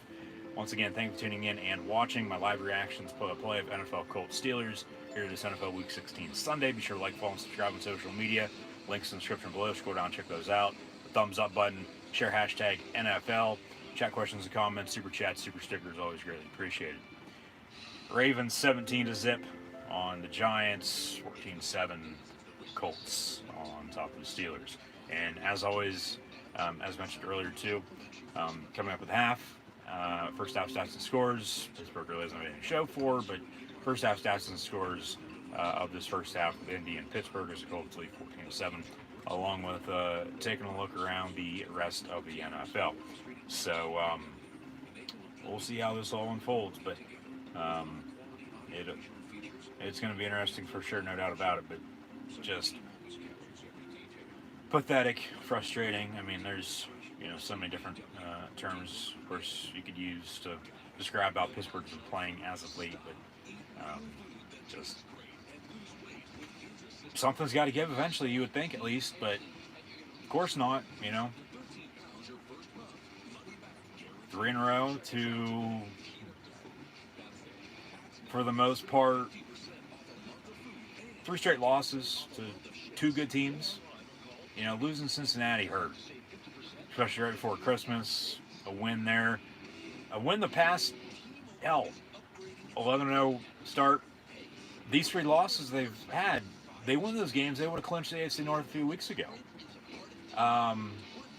But no, they keep losing. They're down 7 here. And, like I said, they played their way out of the top spot. And with only the top seed in the AFC and NFC now this year getting a first-round bye, 2 will play 7, 3 will play 6, 4 will play 5, respectively, come playoff time in 2 weeks. It's an extra game to get to the Super Bowl, if you get the whole way to the Super Bowl. So, just... no, because who are you going to play? Mason Rudolph? Josh Dobbs, who's inactive? Duck Hodges? They can't really block up front. They're one-dimensional. They don't have a running game. If they had a running game, Ben wouldn't have to do it all by himself. That's why the pressure is on him. And that's why he's, been saying, I've been playing like poo. Okay? But if they weren't one-dimensional, if they had a running game be more balanced, they wouldn't be in the situation they're in, I don't think. But maybe they still are. I don't know. But that's not how it unplayed. This is how it's happened, and so we sit at 11-3. The Steelers did. But There is, but there isn't. I mean, I get what you're saying, yeah. But it's not like they have Terry Bradshaw or Phillip Rivers or I mean the Sam Darnold, Carson Wentz talk to Pittsburgh or Indy or wherever is going to get interesting maybe. They don't have Trevor Lawrence behind them. Rivers going to go deep down the middle, touchdown Colts on 2nd and 9. Rivers to Zach Pascal. He throws up the shoulder shrug like, hey, that was easy. Touchdown Indy. They're now up 20-7 with 4:02 to play in this first half. So, and it's the defense. You know, if the defense wouldn't be playing as bad as they are, you know, the offense wouldn't be having to do as much as they've been trying to do and just doesn't execute. Nothing works. Nothing has gone their way whatsoever. I mean, they could have a $1 million lottery ticket that they scratched off, but they go to cash it and it's only for $1. Like, just things aren't going their way right now. Because, one, it's their own stupidity. Play calling could be better on offense, but it starts up front. You got to block the run, and they can't run the ball. So one in the trenches, Indy's O-line. I mean, yeah, okay. Pittsburgh, the only 7 points they have came off of a sack with the strip sack, fumble, scoop, and score to the 3. And then a few plays later, they could barely punch it in with that rushing touchdown that Connor scored. So Indy's doing a good job on their offense and defensive line, being able to protect Rivers and then get after Roethlisberger. There's no in-between. There is no in-between at all right now for Pittsburgh. Literally anything and everything that could go wrong has gone wrong for Pittsburgh these past 4 games. And it's continuing into today for this 4th consecutive week. So,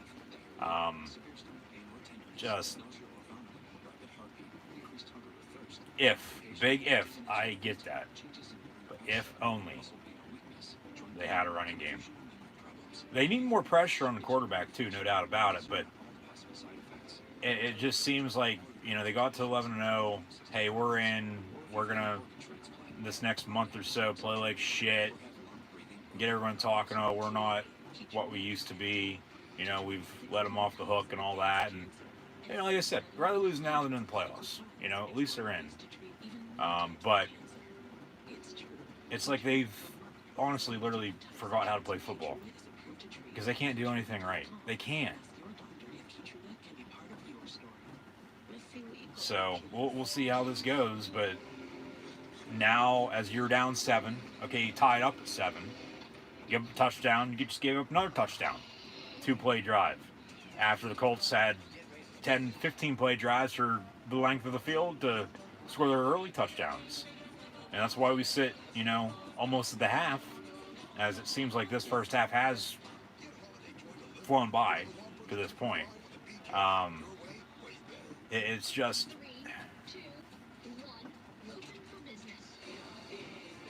I mean, there's no other explanation.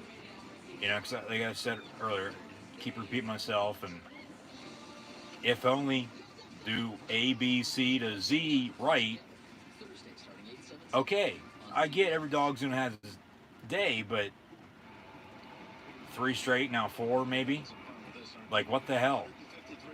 And then as going back to that Cincy game last Monday night, you would have thought then they would have got out of the 2 games they were in. But no, they lose, and now they're sitting at 11-3. So it is what it is. We can sit here and talk and bullshit and complain about it all we want, but until they do something,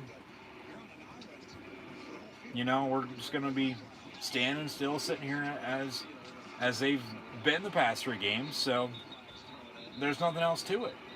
And what do you know? Ray McLeod on the kickoff return, good return out past the 30, but hey, there's a flag on the play, so this is probably coming back for a hold or a block in the back of it. And it'll be 5-10 yards, half the distance, whatever they say here. 3:56 to play in this first half. Plus 2-minute warning. There's 2 fouls on the play. Legal block in the back on Pittsburgh. That's declined. Holding on the Steelers. 10 yards from the end of the run. First down. Jesus Christ. So you shoot yourselves in the foot. And like I said, personally, for myself over the past month or so, there's no in between for me with who I like college football and in the NFL. Penn State starting out 0-5. Steelers starting out 11-0. Since then, Penn State finished at 4-5, declined a bowl bid. And the Steelers since have lost 3 straight, sitting 11-3. But at least the Steelers are still on, still playing, and we're going to get NFL football until mid-January, or mid-February, with college football wrapping up in a few weeks, mid-January, college football playoff national championship with the semis. This is coming Friday with the Rose and Sugar Bowls with Alabama and Notre Dame along with Clemson and Ohio State. So be sure to tune back in live right here on YouTube for live reactions to play both of those, along with this coming Wednesday, AW Dynamite, WWE NXT in the world of pro wrestling. Second down and 5 for Pittsburgh.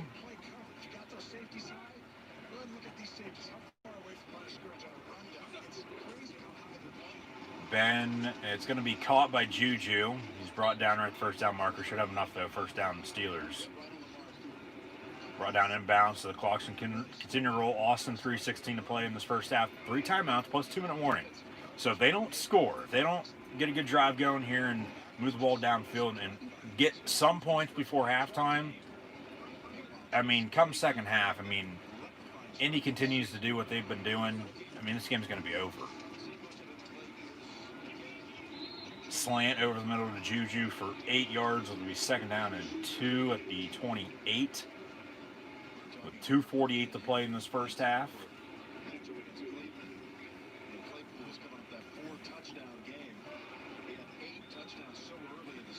Well, that's the thing with Ben saying he's coming back. He's looking to throw on 2nd and 2, just going to dump it off. Complete to Connor, first down Steelers, 36. If he comes back, they'll keep who they have. He retires, they either sign somebody or draft somebody. And that point, come the offseason, after they probably get bounced in the playoffs, it gets interesting. With all the quarterbacks and the carousel for this upcoming offseason for free agency before the draft. And then if they don't sign somebody, well, then maybe you draft somebody again. But since Ben Roethlisberger, drafting quarterbacks hasn't gone the Steelers' way. You go back to Dennis Dixon. Right now they have, of course, Rudolph and Duck Hodges along with Josh Dobbs, who they drafted, but cut him. He signed with the Jacksonville Jaguars. They cut him. He's back in Pittsburgh, but ball batted down. Line of scrimmage incomplete. 2nd and 10 incomplete over the middle now. 3rd down and 10. 2-minute warning. So, maybe we get to see Mason Rudolph Red-Nosed Reindeer, a few days after Christmas. If, in fact, they're getting blown out, maybe. Or they want to rest Ben next week. But they lose today, and the Browns win today. The game next weekend, that's going to get flexed to Sunday Night Football probably, it's going to be for the AFC North. The winner wins the division, gets a home playoff game, and the loser has to go on the road in the wild card round. So Ben's going to be playing. So don't be mentioning Ben Roethlisberger by any means here.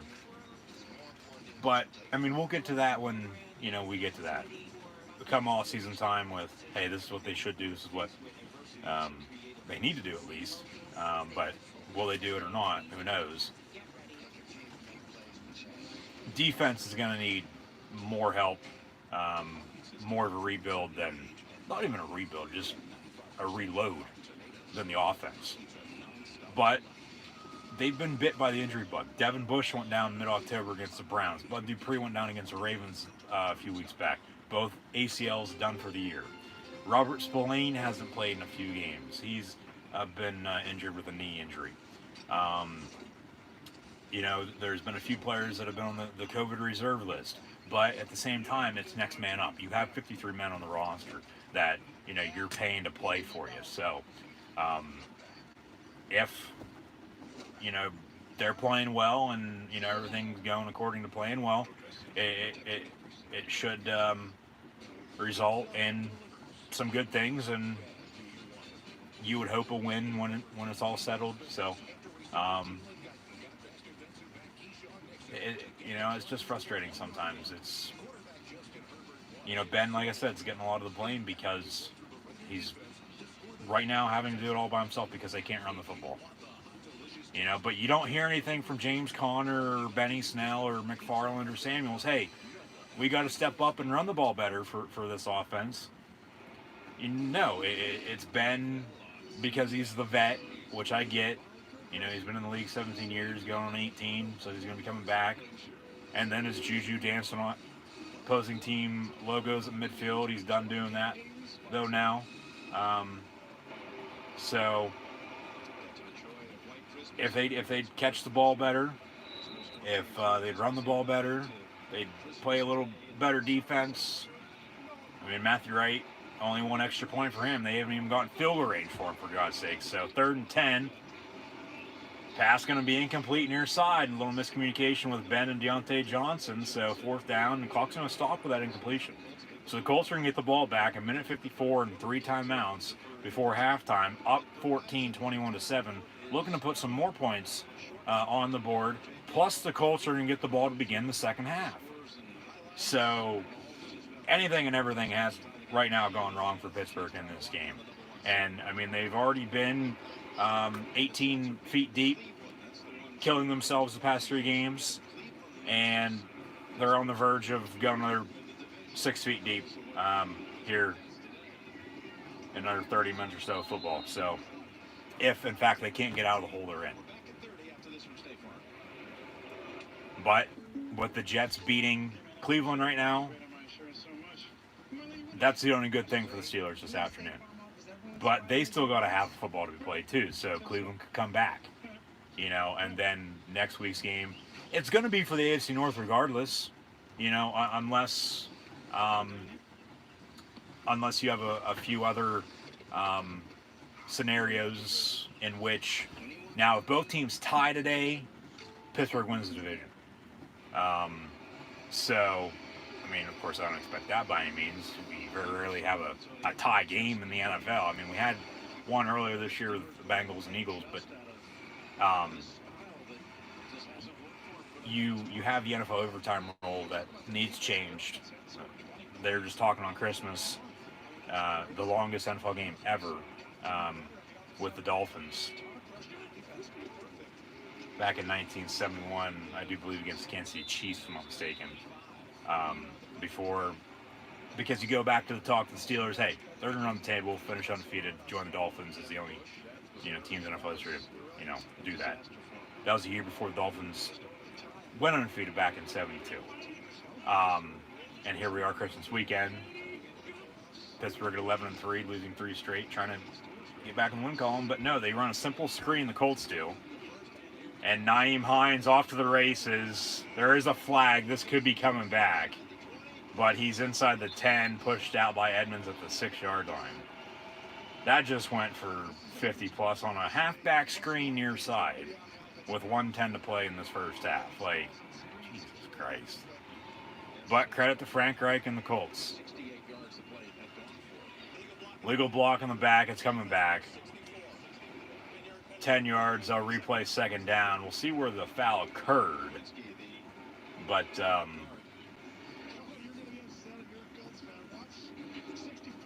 this is going to be coming back a while. Yeah, this is a long ways back. They're going to take all that off. It'll be 2nd down and long for the Indianapolis Colts.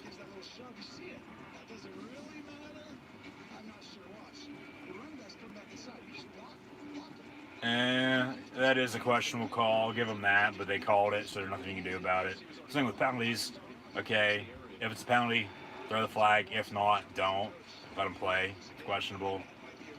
But they just took all that off for the Indy offense here. They're back at the 14-yard line where they were in Steeler territory, 1st and goal at the 6-yard line.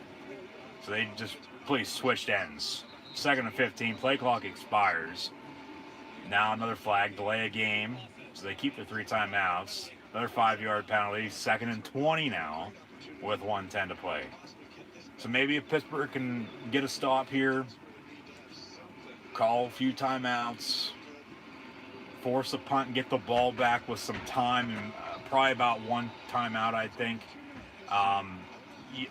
Good starting field position. Okay, have a chance to drive and score before this half ends, but I highly doubt it, because Indy's just going to run it here.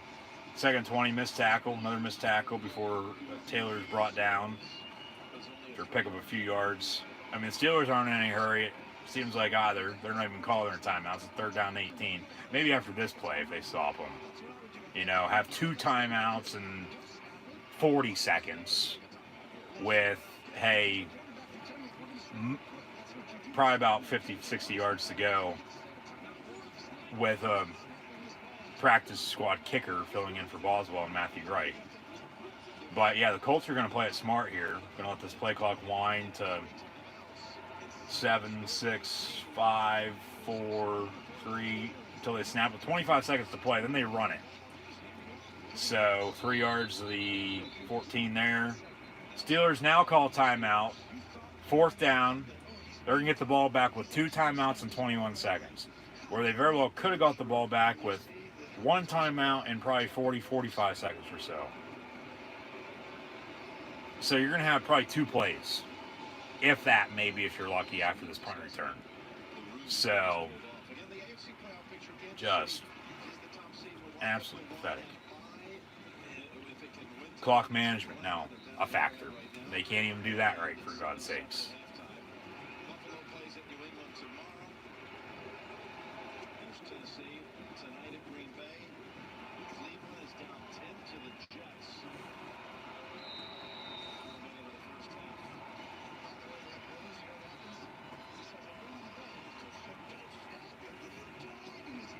Fourth and 15. And the ball's going to bounce. Steelers. Jeez. Almost had a fumble there because they were stupid to stay by the ball. Like, get the hell away from it. Let it bounce and let them down it. It goes out of bounds. 1st and 10. Steelers down 14 with 13 seconds and 2 timeouts.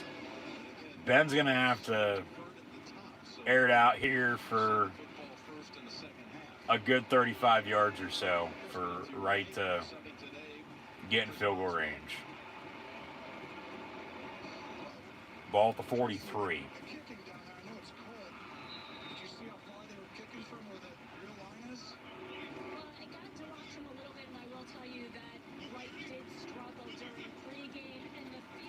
Ben going to go deep down the near sideline and overthrows Deontay Johnson, incomplete. 2nd down and 10 with 9 seconds to play. So just take a knee.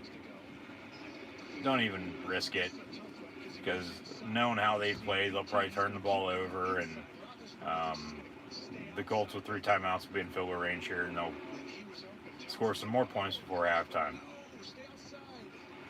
Yeah, Ben frustrated with his receivers here. Just nothing going right. They'll probably hand off the corner here. Play clock winding down. Now Ben's going to throw. Going to step up. Gets rid of it. It's going to be caught at the 40-yard line. Timeout in 3 seconds. 2 seconds. Timeout. So Steelers are going to have 2 seconds. A 1st down and 10 from the 40-yard line, but right on the outside of field goal range, so here comes a Hail Mary. They're not going to kick a 58-yard field goal with Matthew Wright. There's no way. Oh, they didn't even kick a field goal with them to potentially go up and win the Washington game a few weeks back. Go for it on 4th and short, incomplete, and Washington wins. So what makes you think they're going to kick a 58-yarder here when his career long's only from 50? And at Heinz Field in Pittsburgh, one of the toughest places to kick. In the meantime, Justin Tucker with another field goal. The Ravens lead 20-3 over the Giants. So Boswell can't stay healthy. I mean, Pittsburgh's going to have to figure something out a kicker for next year. You're not going to be able to have Boswell and then every other game activate Matthew Wright from the practice squad. Final play of the first half, pass complete, and then it's fumbled by Juju. Deontay Johnson picks it up. Clock expires, though. Got down to the 15-yard line. And a few more seconds, goes back 8. Call another timeout, and you just left yourself with one. You didn't call, where you probably score some points if you have a little better clock management there to close out the first half, but of course not. At the half, the Colts lead the Steelers 21-7. Also at the half, the Ravens lead the Giants 20-3. So we'll get some first half stats and scores now coming up shortly. But man, I tell you what, still no running game. It's like they don't even want to run the football, because they're not even trying to run the football. It's pass, pass, pass, pass, pass. I get it's a quarterback-driven league. You have Ben Roethlisberger, who's a 2-time Super Bowl winning quarterback, but you have to be balanced. You can't be one-dimensional. It's why you've lost 3 games in a row, for God's sakes. But no, let's lose another one. You know, make it interesting for Week 17 before we go to Cleveland and, you know, have that game be for the AFC North. Like, give me a damn break, for God's sakes. Like, come on. Like, it just doesn't add up or make any sense. But, yeah, if only they play the cards right a little bit better there and call a timeout or two a few seconds before them. When they did, you know, they have a few more ticks probably, and they probably at least get a field goal there, maybe a touchdown, I don't know. But at the half, the Colts lead the Steelers 21-7.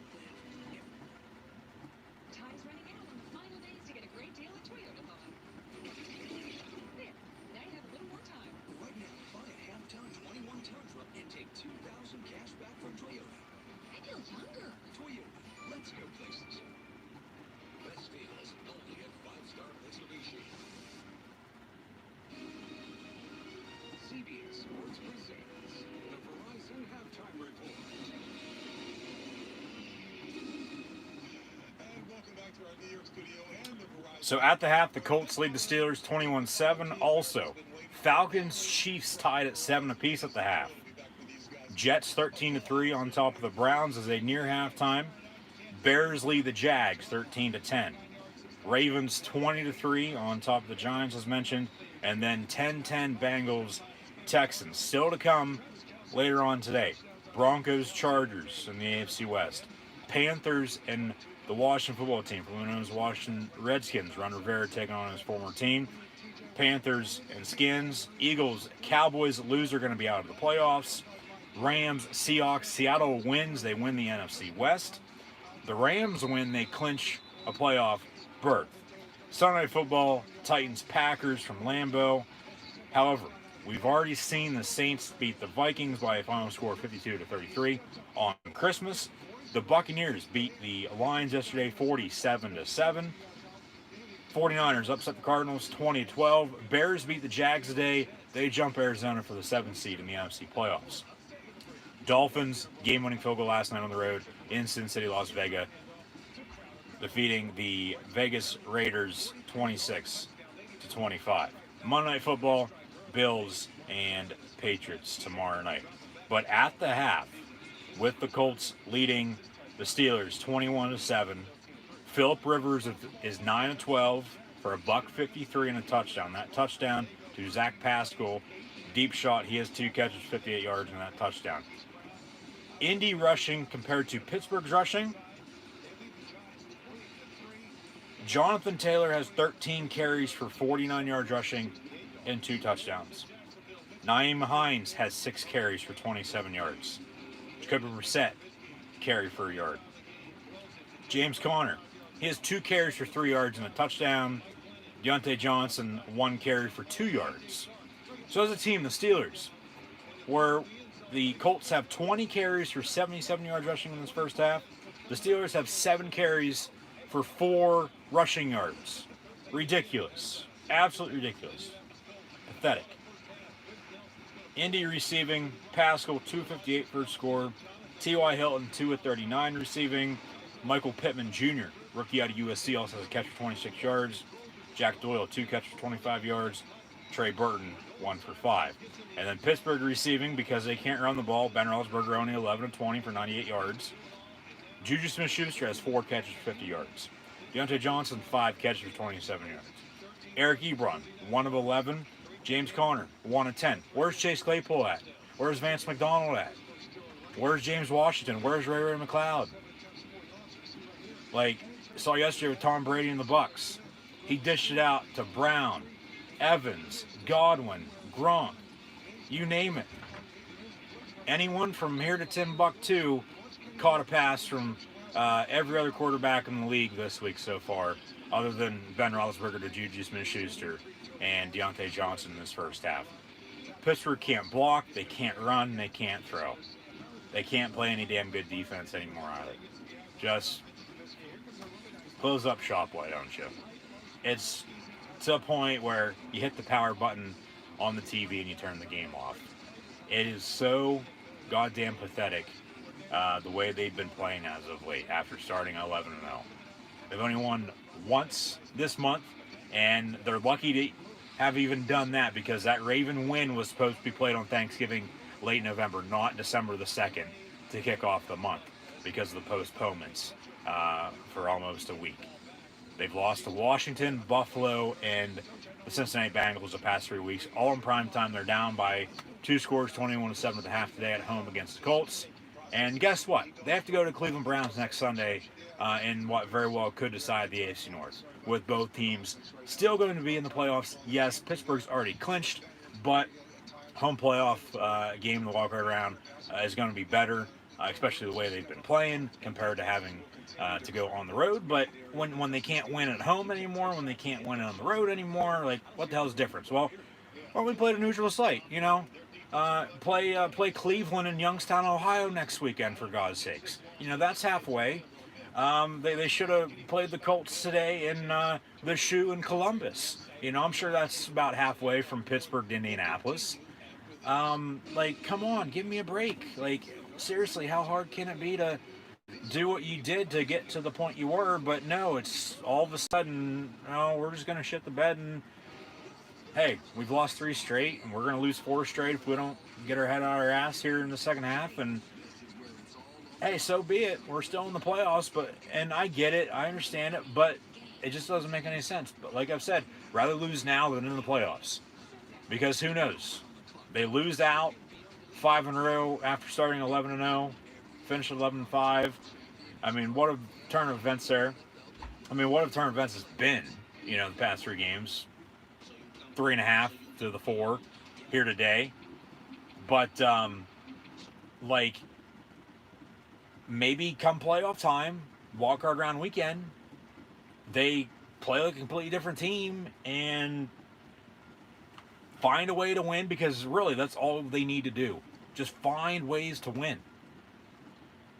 And if they can do that come playoff time, since they're in already, you know, maybe it's a different story, and maybe they start winning some games here coming up, and they find a way to advance in the playoffs and get the Super Bowl. But I highly doubt it with the way they've been playing, because like I said last week, they're going to get after they lost to the Bengals Monday night, they're going to get bounced in the first round of the wildcard round if they continue to play like this. It's pathetic. It is so goddamn pathetic. Like, they should be ashamed of themselves. It's an absolute disgrace. It does not add up or make any sense. It's like they completely fell off the face of the earth and returned after an ice age and forgot how to play football. Like, come on. But at the half, the Colts lead the Steelers 21-7. As mentioned, The Falcons and Chiefs are tied at 7. That game actually just began the second half. Jets lead the Browns 13-3 at the half as well. 13-10 Bears on the Jags. Ravens 20-3 on the Giants. 10 apiece with Cincy and Houston. We've already seen New Orleans beat Minnesota, along with Tampa beating Detroit, San Fran over Arizona, and the Dolphins with their game-winning field goal last night, and that triple header on NFL Saturday from Sin City, Las Vegas, Nevada once again. And the Monday Night Football is Bills, Patriots. Sunday Night Football, though, later on tonight with Tennessee and Green Bay. But the big one in the NFC West, the game to keep an eye out on, is the Rams and Seahawks. Seattle wins, like I said, they win the division for the first time in a few years. We'll get a home playoff game. Russell Wilson's up for Man of the Year. Who knows? He'll probably win the damn thing. Whoever wins NFL Man of the Year, kudos, congrats to you for everything you've done. But the Seahawks right now, they have all of us right where they want us. The Steelers, on the flip side of that, no. Seattle's been playing quiet with their few wins, especially coming off that Giant loss. And the Giants blew it, and they don't win today, they're done. Which, they're losing by 17 to Baltimore. So, but like I said, we still got Week 17 next week. Okay, there's still a lot of football left. So, especially for Pittsburgh and Cleveland, it's going to come down to 256. It's going to get flexed to Sunday Night Football. I can already see it. They'll announce it either tomorrow or Tuesday. And if Pittsburgh loses today and Cleveland comes back and wins, winner next week's game is going to win the AFC North. And then who knows? Maybe even Pittsburgh at 11-5 if they lose today and lose next week, depending on what happens. And this is if they hadn't already clinched a playoff spot, but they have, so they're in. They very well could be on the outside looking in, such as where Baltimore or Indy or Miami's at right now, or hell, even the Titans. So they're in. That's all that matters. Rather lose now than in the playoffs, but 3 in a row, going on 4, maybe even 5 come next weekend. So just get your head out of your ass and play football, please. That's all I ask. I think that's all anybody in Steeler Nation is asking, right now. So we'll see how this game unfolds, but we're about to begin the third quarter. Coming up, first commercial break, we'll go over the playoff scenarios with the playoff standings. So stay tuned for that. As mentioned yesterday, coming up on Friday for the College Football Playoff semis on New Year's Day, January the 1st, 2021, as 2020 will enter its final week this upcoming week. Thank God. I think that's what everyone's thinking. But nothing's going to be changing anytime soon. It's going to roll on into the new year until we all, of course, get back to normal. So it is what it is. It's been like this for, how long now, so I think everyone's used to it to an extent, but yeah, it would like to get back to their normal ways. We'll recap college football bowl season then at that point during the 2 college football playoff semis to a point where then college football playoff national championship game on January 11th will recap all of college football from 2020. So just be sure to like, follow, and subscribe as always on social media. Links in the description below. That thumbs up button, red subscribe button as well, a little notify bell next to it.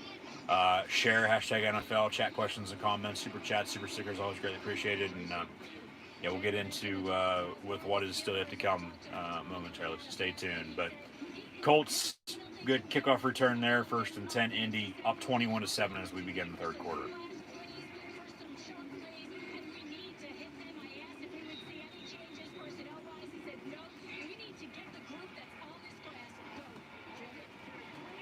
No changes for Pittsburgh. Need to get the group on the field going. Just find some rhythm, build off of it, and go from there. Get back in this game, hopefully. Rivers on the give. All Indy's going to do in this second half is run the ball. and kudos to them. That's what they should do. Run this clock out. They're up 2 scores. They're running the ball extremely well. Jonathan Taylor, Naeem Hines. We haven't seen Jordan Wilkins. And Pittsburgh can't stop it. And then Pittsburgh on offense, they can't run the ball to save their lives. And defense, they can't stop the Indy run game. So voila, here we go. 2nd and 5. No, he's already stated he is returning for next season. That was made clear last week before the Bengals Monday night game. But, that was then. This is now. Who knows what it's going to be like, in a few weeks or a few months from now, because, of course, things change. But, you take it for a grain of salt right now. But, no, he's stated he's coming back. So, if he's said he's coming back, he's coming back because he wants another ring. He wants his 3rd Super Bowl, which he should already have, but, because of Aaron Rodgers and the Packers, they lost Super Bowl 45. Should have won 3 in 5 years, 3 in 6 years. 40, 43, and 45, but lost to Rodgers and the Pack, and, credit there. So, 1st and 10 from the 49, Rivers under center, going to fake the give, and then end around a Pascal near side. And then about 8.5, 9 yards on that run. So 2nd and short for the Colts.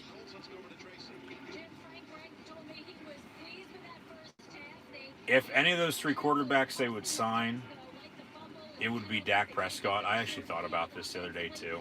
But Dak's going to be going back to Dallas. There's no way in hell the Cowboys let him walk. Regardless of if he's coming off an injury or not. I don't see Wentz going from Philly to Pittsburgh. He would not fit in with the Steelers, I don't think.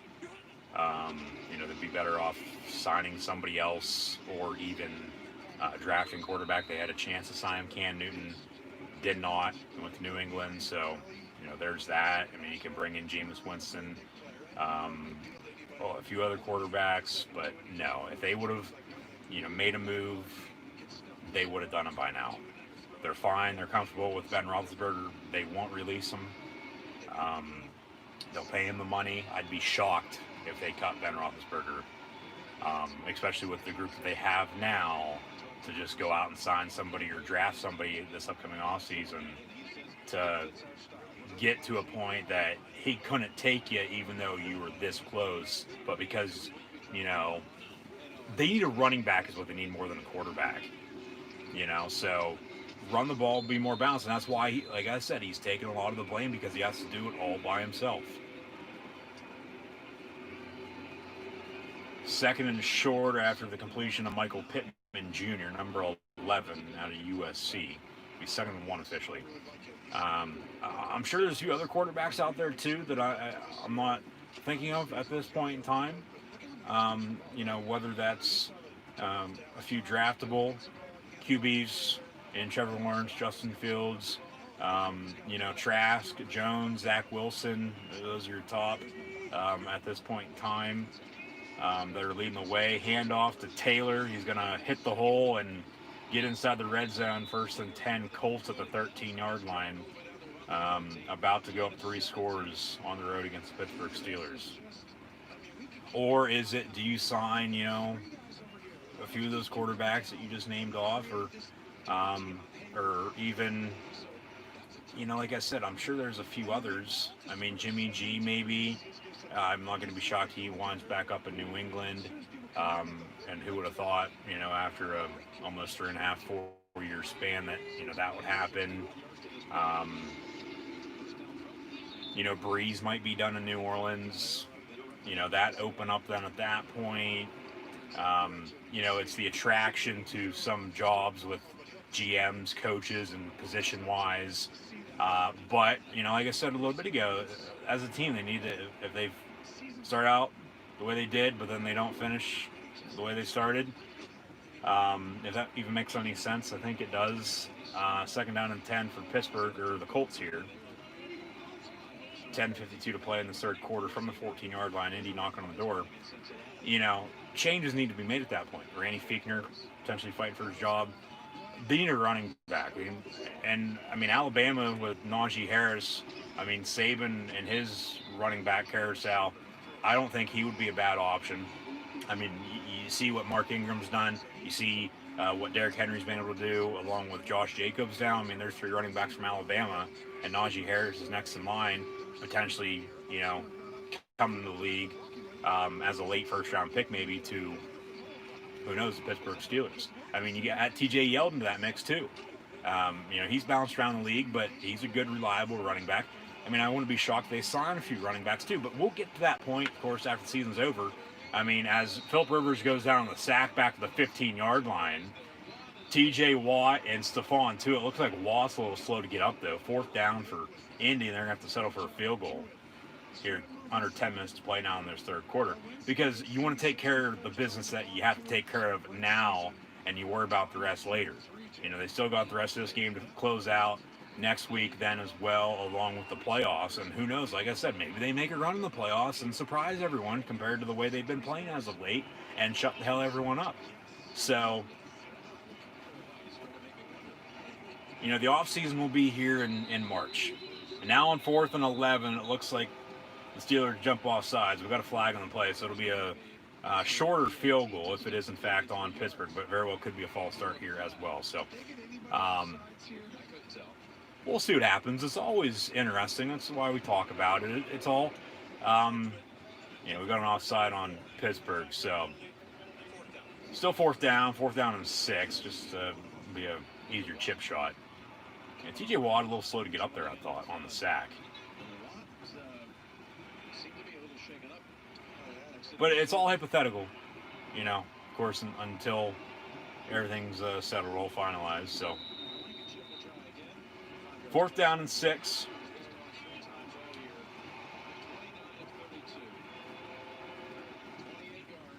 Rex Becks, Rodrigo Blankenship, kick up and good. Colts now lead 24-7 on the road against the Pittsburgh Steelers here, with 9:23 to play in this third quarter.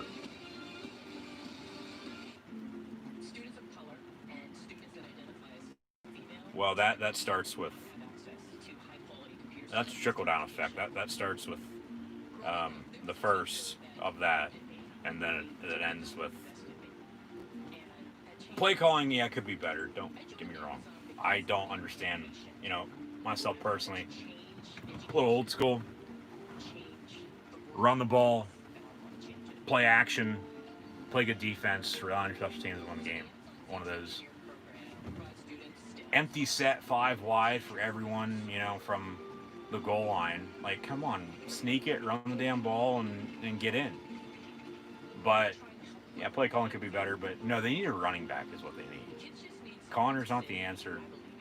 Snell's not the answer. Go on and on. I mean, Bell was good, but really, my opinion at least, rather than opinion, you got to go back to when they had Bettis and Parker, the Bus and Fast Willie, to just, hey, that's when they were able to run the football, 1-2 punch, down your throat. Because since then, it took them a while after then, to get a hold of Le'Veon Bell, drafting him out of Michigan State. They had running back problems in between there. And now, well, Bell's gone, went to the Jets, took his money, got cut, now he's with the Chiefs. They're sort of in the same situation, honestly. Because, hell, you look at the Colts, okay? Perfect example, because that's just who they're playing right now. Jonathan Taylor, Nyheim Hines, Jordan Wilkins, also had Marlon Mack, okay? I mean, I'm sure there's a few free agent running backs potentially that they could sign. Can't think of any off the top of my head at this point in time. If you know of any or want to do any research for me, let me know in the comments. Keep those coming, always greatly appreciated. But just, if they were balanced, if they're able to run the football here, it just wouldn't be as bad as it is, I don't think. But maybe so, I don't know. We're not going to know, because that's not how unfolded and how it's been played. So Steelers on the kickoff return. Ray McLeod going to break a tackle. Good return. All right. Gets to around the 40-yard line, it looks like. First down and 10 for the Steelers. Now we got a flag. Got some pushing and shoving, but got a flag coming in late. So 30 Andres from the Zebras.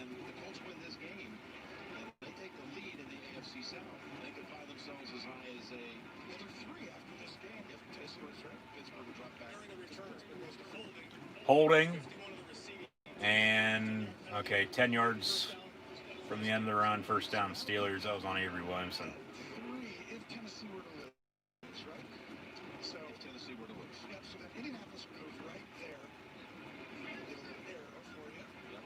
And then all of a sudden, Pittsburgh would move right there. Pittsburgh dropping from 1 to 2, 2 to 3, 3 to 4 potentially.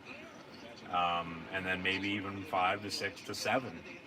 You know? Like I've stated, they very well might not win the AFC North. And this is over the past few weeks. You can go check those out. You know, they could be a division winner. They might not be. It could be a wild card on the road. So,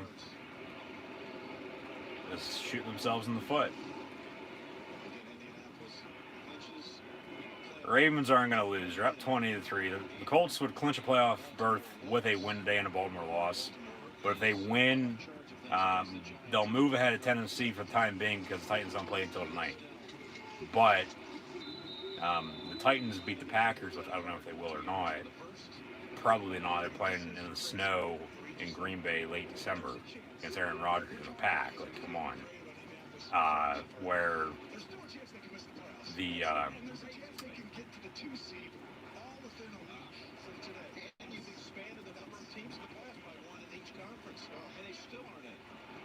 where the Colts would win the division then at that point. And Tennessee would be a wild card. First and 10 from the 30. Ben complete for 12 yards. It goes to Eric Ebron, first down Steelers.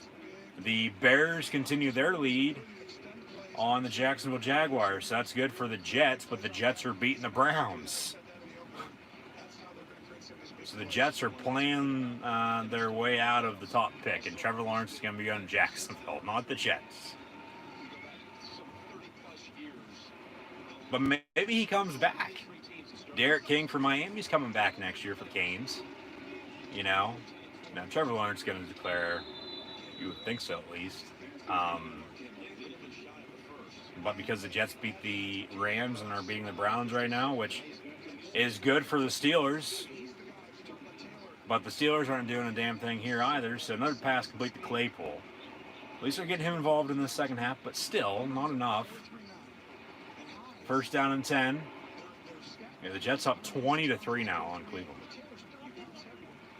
But Cleveland without their receivers today, they should be back next week against the Steelers, so I mean, you can take that for a grain of salt too. Browns next week aren't going to be playing the way they're playing today. I can tell you that against the Steelers. Even though Pittsburgh blew them out when they met back mid-November, or mid-October, excuse me, when Devin Bush went down with his injury. Another pass complete to Chase Claypool. Where the hell has this been all game? But you go through him 3 times on this drive, and now you're setting up shot first and 10 in Colt territory. I do, in fact, believe inside the red zone. First down and 10 Pittsburgh with 6.5 to play in this third quarter. Yes, first and 10 from the 14-yard line. Empty set 5 wide for Ben. Pump fake.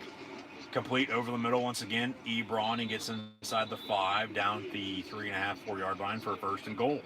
First and goal Steelers. Knocking on the door, trying to cut this to a 10-point game.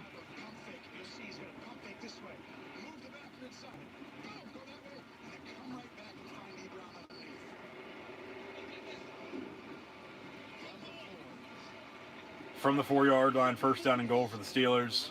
Benny Snell in the ball game at tailback. Motions out top of your screen. Ben once again looking to throw, going to step up. It's going to be incomplete at the goal line. Late flag comes in for potential defensive pass interference or a hold. It was intended on the slant through 13. James Washington incomplete. Should be a spot foul. Automatic first down at the 1-yard line. 5:50 to play here in the third quarter. That's if, in fact, they call this a penalty on the Colt defense on a pass interference or hold. Zebra's huddling up. We'll see what they got to say.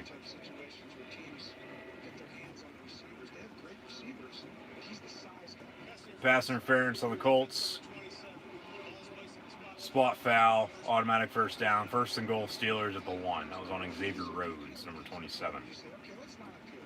If you just put play call right here, you could just throw one-on-one 4 times in a row and you have a good chance, like Randy Moss. But you got to send little guys all inside. They get a lot of people in there, and they can condense the field. Snell was the running back on first and goal. First and goal from the 1. Snell to the left of Ben out of the gun. Hand off to Benny Snell. And he's going to be stuffed at the line of scrimmage. No gain. Second and goal from the 1-yard line. Come on. Giants with the ball at the 23. Second down and 10. Down 20-3. On the road against the Baltimore Ravens.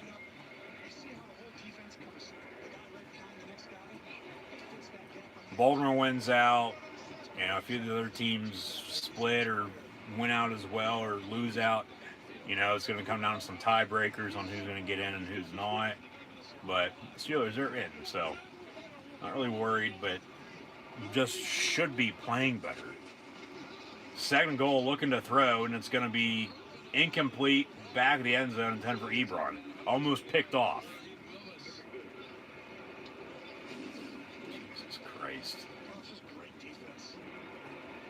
Yeah, you got to give it to Indy on defense. You got to give it to Washington, Buffalo, and Cincy, along with Indy on defense these past 4 games, shutting down Pittsburgh on offense and stopping the run, and making them one-dimensional and making them throw all the time. And that's why Ben has to do it all. And that's why I've said that's why he's been getting a lot of the blame, because you know he's really the only one on offense doing anything, because they can't. Nobody else can. Pass complete to Claypool. It's caught and then dropped in the end zone. They say catch and a fumble recovered by the Colts, or an incomplete. It'll be incomplete. 4th and goal. You got to kick it, go down 2 scores at 14 rather than go for it and not get it and still be down 17, needing 2.5 scores to tie this game up. Yeah, that's dropped. That's an incomplete pass. Okay. 4th and goal. They're going to go for it from the 2-yard line. If you do not get it, it's your own damn fault. And you're just saying, hey, we're done for, we lost. And it's batted down, incomplete. Good coverage by the Colt secondary, intended for James Washington. And just when you had an easy 3, that's twice now that they've screwed over Matthew Wright for field goals from short distance. Like, come on. And the play calling ain't any better now. Jesus Christ. Just why? Like, why? It doesn't make any sense. But every once in a while, some things don't. You know? So it is what it is. Just whatever. It's that point. It's sick and tired. Pathetic. It's frustrating to watch still. And, like, why go for it from the 2-yard line on 4th and goal when they've been stopping it and you kick a field goal? You probably get the 3 points. But you go back to the Washington game, you go for it on 4th and goal. You don't kick with Matthew Wright. You have something against him? Well, if you have something against him, why the hell did you sign him off the practice squad twice now to replace Chris Boswell to kick field goals for you? That's the point. He's supposed to kick extra points and field goals for you. But no, when there's a situation like that, oh, screw you. We're not kicking it. We're going to go for it and not get it. Because that's happened twice now. And you go back to that game, that was the turning of the tide, so to speak. Because they ended up losing. They've lost every game since. And they're going to lose once again today. Not because of that, but because of that. Because if you know, they would have got that. Maybe that's the momentum that they need to make a stop on defense to get back in this game. But still, early on here, they haven't done a damn thing right. So, I mean, there's no in between. There's just whatever. It just doesn't make any sense with the...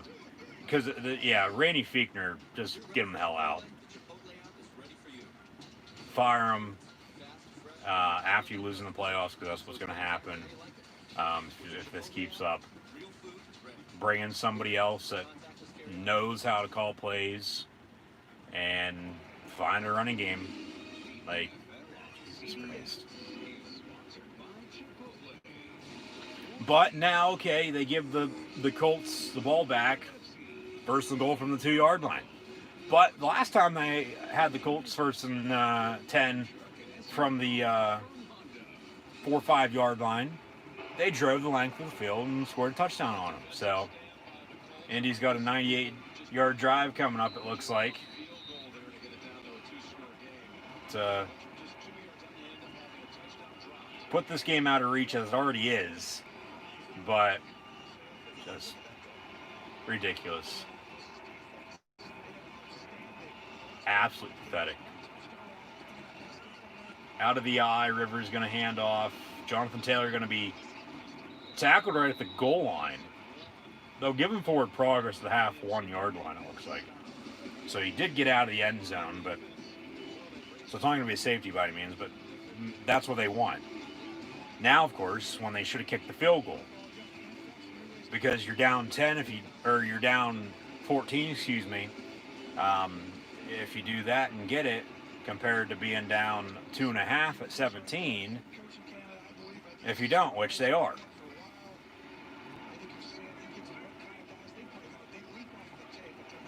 Just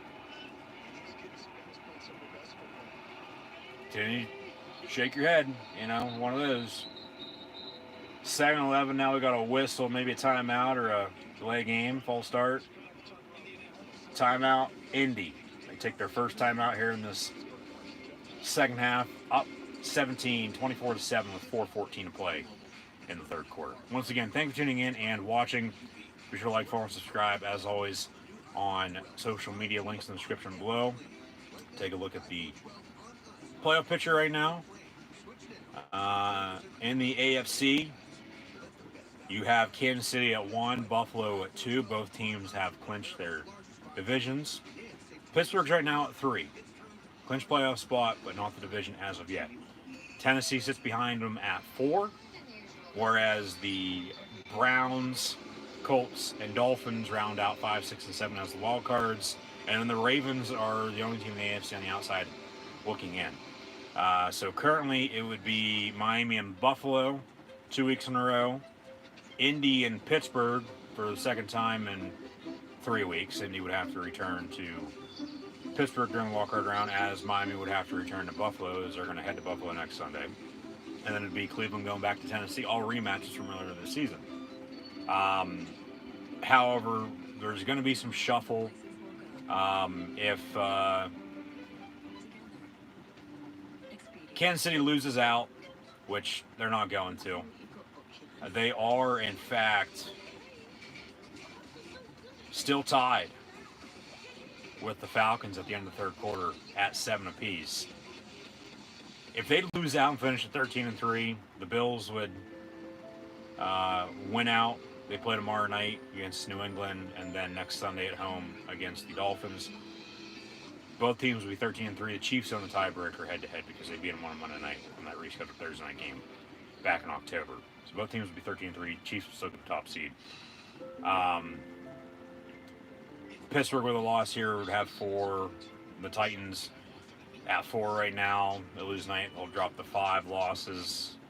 If they lose to Green Bay, Cleveland, as the Bears are beating the Jaguars on the NFC side of things, they win. They're in at 7 over Arizona. Cardinals will be on the outside looking in. But the Cleveland Browns, and we'll get to the NFC here in a second, with a loss, they'd also have 5 losses. So if Pittsburgh loses today, they have 4. The Browns would have 5. It's still going to come down to next week, for the division. The Colts will get to 11-4. They'd jump Tennessee. They'd be in the AFC South lead. They'd also jump Pittsburgh to go to 3. So there's a few different matchups, of course, we could get. But it feels like the Dolphins are going to be in at 7, taking on the Bills right now in a 2-7. It'll be Indy and Pittsburgh once again, along with Cleveland and Tennessee again in the NFC playoffs, and the Ravens on the outside again, because the Ravens have to take care of their own business. They have to win out and get some help. So they lead 20-6 here against the Giants, but that's your AFC playoff picture with the Chiefs as your top seed, Buffalo at 2, Pittsburgh right now at 3, followed by Tennessee, Cleveland, the Colts, and Dolphins with the Ravens on the outside looking in. The bubble screen on 3rd and 11 for Indy was actually caught in the end zone, and then a gain for Pascal to the 9, 4th down and short for the Colts. They'll punt, so the Steelers are going to get the ball back here. Down 17 with 3:53 and counting to play in this 3rd quarter with all 3 timeouts remaining. So there's still time, but they have to get something going like now, because if not, it's going to be way too late in the 4th. Luke Rhodes, the Hollidaysburg native, on to snap away for the Colts as he's the long snapper. And the punt's now up and away for the Colts. Return by Ray McLeod to the 38. Fumble, but Pittsburgh recovers. And it'll be 1st and 10 Steelers from what looks like 38, 39, 40-yard line, depending on the spot. 1st and 10, black and gold down 17, 24-7 here in the 3rd quarter at home against the Indianapolis Colts. But it'd be Chiefs as your top seed, Buffalo playing Miami, Pittsburgh playing Indy, Tennessee playing Cleveland with the Ravens on the outside looking in, as Baltimore's the only team right now needing to get into the playoffs. Now, they lose, and, I mean, these other teams, regardless if they win or lose, everybody else is going to be in. But that's the AFC for now. Still a week of football left. And then on the NFC side of things, the Green Bay Packers are currently number 1, followed by New Orleans, who they beat back on a Sunday night late September at 2. The Saints won on Christmas, beat the Vikings. Minnesota's been eliminated, as Raiders have already been eliminated as well this weekend. You have Green Bay, New Orleans, Seattle clinching a playoff berth already. They win today at home against the Rams. They won the division. The Rams would then be a wild card. The Bucs are in as well as a wild card, but they dropped to 5 or 6 there. 7 is going to come down to either Arizona or Chicago. But Green Bay is going to be your 1 right now. New Orleans your 2. Seattle 3.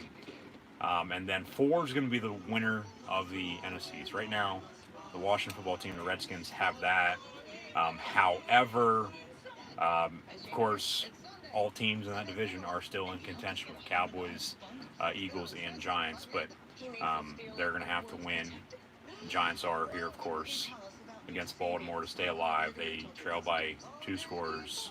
Seems like their season's going to be done for, because if they lose and Washington wins today, hey, the NFC is going to be settled basically, and it's only going to come down to a team or 2 next week for who's getting in and who's not, along with the seeding, week 17, which is a bit of a surprise, honestly, compared to how it normally is, but at least the playoffs are right around the corner, and we'll get there in less than 2 weeks time now, but whoever wins the NFC East, and right now it's Washington, they'll be the 4 seed. So Green Bay, New Orleans, Seattle, Washington for now. And then Tampa with the win yesterday on the road against Detroit, because the Rams haven't played yet. But the Rams have the head-to-head against the Bucs, so they would jump Tampa for 5. Bucs would be 6. And then, Arizona right now at 7, but the Bears are beating the Jags. And if the Bears beat the Jags, they jump Arizona because the Cards lost yesterday at home against the 49ers.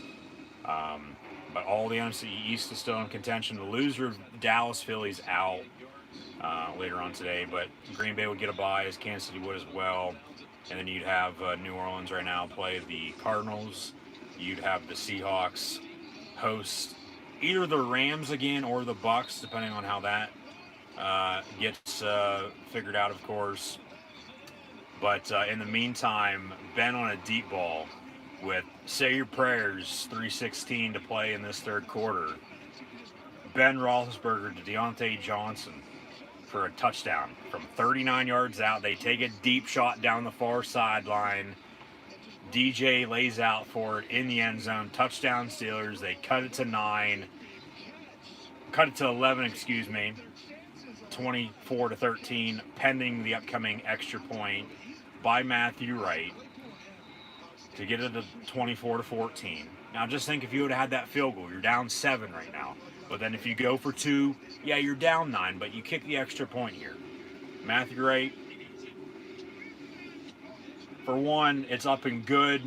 Pittsburgh cuts it to 10, 24-14, with Austin 3:16 to play in this third quarter. So there's still time.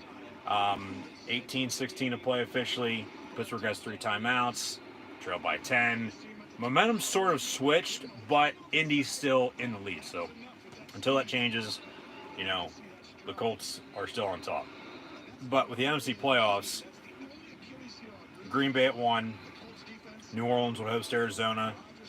Seattle, as mentioned, would host either the Rams or Bucks, depending on who's 5-6, and then the Redskins, Washington football team, would host the other of those 2 teams in either Tampa or LA.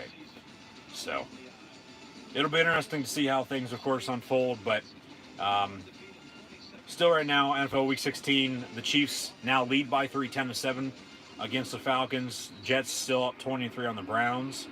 Bears blowing out the Jags 27-10. Ravens still up 20-6 on the Giants, and then the Bengals lead Houston 24-17. Whereas with Indy and Pittsburgh now, the Steelers just cut the lead to 10, 24-14, with 3 minutes and change to play in this third quarter. So once again, thank you for tuning in and watching my live reactions play live right here on YouTube. I'm your host, Encyclopedia Sports, Cool Hand Luke 96. Matthew Wright on to kick off for Pittsburgh. Indy back to receive from the goal line. Here we go on the return. Now past 15, 20, 25, brought down at the 28-yard line. 1st and 10. Blue and white Colts from there as they now only lead by 10, 24-14, as Pittsburgh just scored. Ben Roethlisberger, a 39-yard passing touchdown to Deontay Johnson.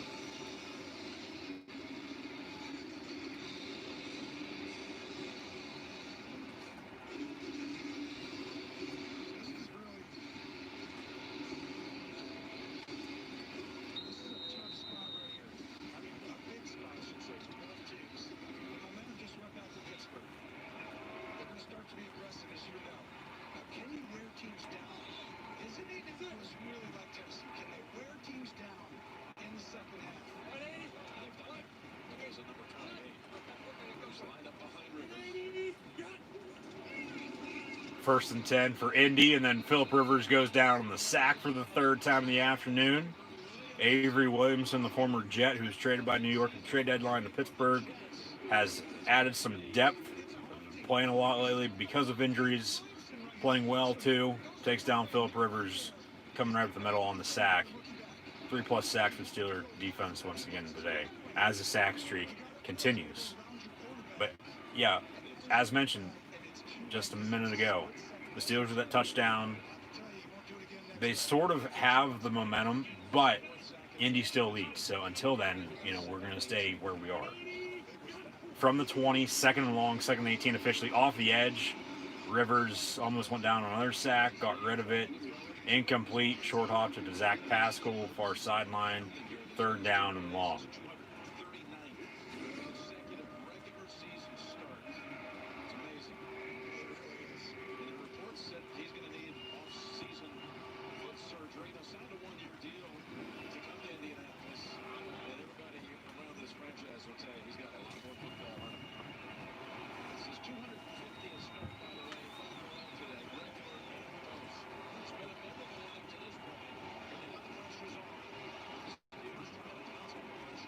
Third and 18 from the 20. Rivers airing it out. Complete to Burton near side. He gets to the 31, but short line gain, 4th down. Colts going to punt. Steelers can get the football back. So now, yes, they have, I would say, the momentum here. All of it, at least, for the most part, between these 2 teams. Tale of 2 halves. Pittsburgh's been playing better in the 3rd quarter. 2 minutes to play in the 3rd, but still got another quarter to play after this, of course. 4th down, Indy on a punt. So, if only they had a running game right now, or if they could find one, hopefully, two back deep to receive for Pittsburgh, and Johnson and Ray Mysterio McLeod. Johnson on the return, limping now on the sideline. Probably just cramping up a little bit here. It'll be 1st and 10 Steelers, $1:43 to play in the third, down 10, 24-10 at home against the Indianapolis Colts. We'll be back.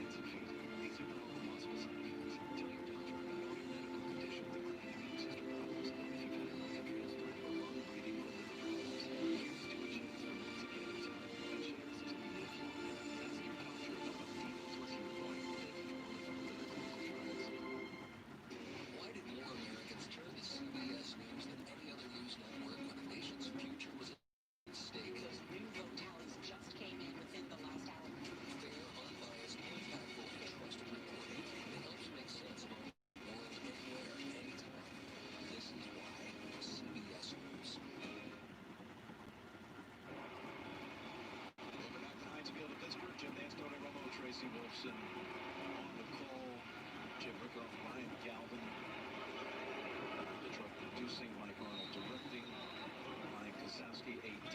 Our travel crew has been working tirelessly through this holiday weekend. Thanks to them. Steelers with the ball back, 1st and 10 from the 26. Pass incomplete, far side, in time for Juju. 2nd down. And let's get an update down on the sidelines, down to Tracy. Jim, Colts safety Corey Willis was not on the field for that Deontay Johnson touchdown. That's because he was being evaluated for a concussion. He has now been taken to the locker room. His return is questionable. And keep an eye on Deontay Johnson, who came off after that punt, limping. They were looking at his right leg. 2nd and 10 from the 26. Ben dropping back, going to go deep. Has a man at midfield, and then a little trip up there. Flag comes in late. Another injured Steeler receiver. That is Deontay Johnson. This looks to be on Indy. We'll, of course, see what the penalty flag is, but it probably, he tipped it. He tipped it. If he tipped it, they say pass interference. I mean, that ball really wasn't catchable either. You know, they should have probably said uncatchable, even though it was. We'll see if it was tipped or not. They'll probably show a replay here. Rivers coaching it up. But a pass interference on the Colt defense. Automatic 1st down at midfield with the spot foul. 1st and 10 Steelers from the 50. Down 10, a minute and a half to play in this 3rd quarter. Now we're going to have a whistle, maybe a challenge or a timeout of some sorts. No, they're going to reset the play clock. Back 25 seconds, blow the whistle. All right. Yeah, it was tipped at the last second after there was a little contact, so Both sides are right, but they threw the flag, so there's nothing you can do. Pass complete to James Washington near side for 13 yards, first down Steelers. 13 for 13 from 7. First and 10. Ain't over just yet.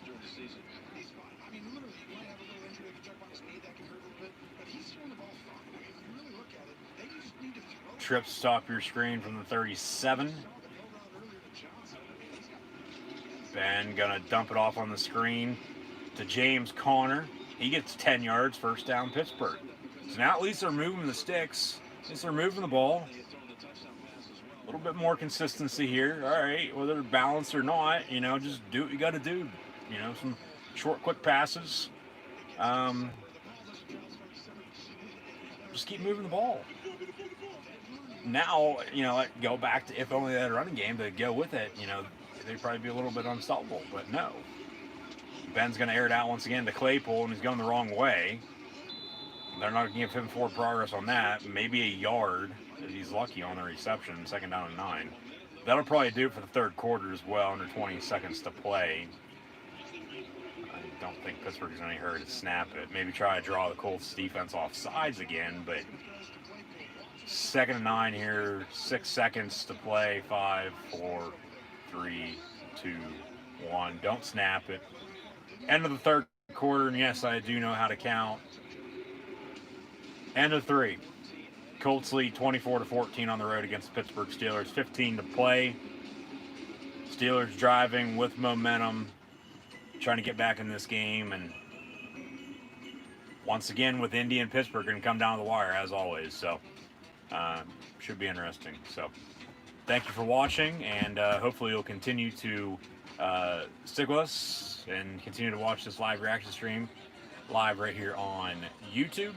Live reactions, play-by-play of NFL Colts Steelers, this NFL Week 16 Sunday.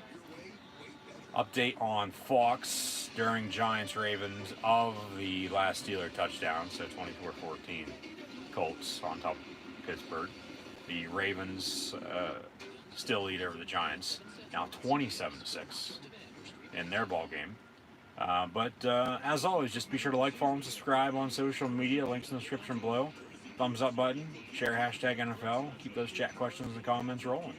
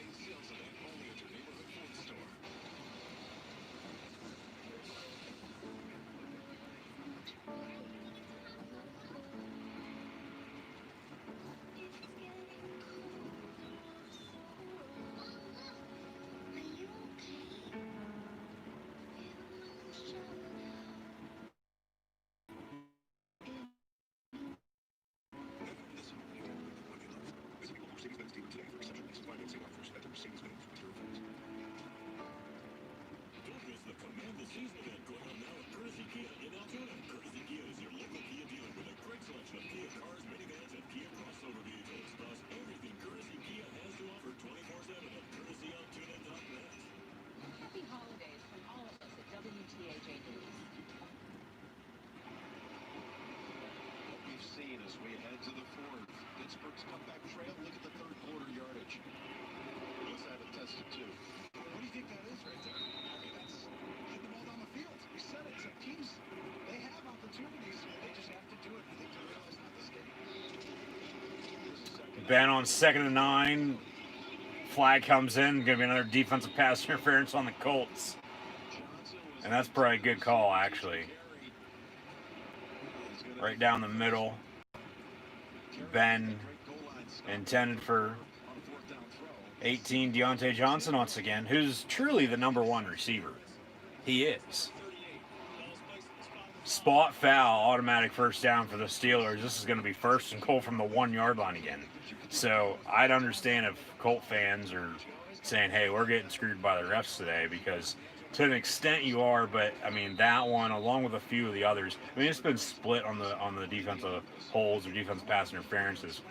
I mean there's been a few good ones that have been called, a few others questionable, but you know, in the end they called them. You know, there's nothing you can do about it. So they stay first and goal at the 5-yard line now for the Steelers. Ebron in motion. They would go to him or McDonald. They do go to Eric Ebron, former Colt, and he gets in the end zone, touchdown Steelers.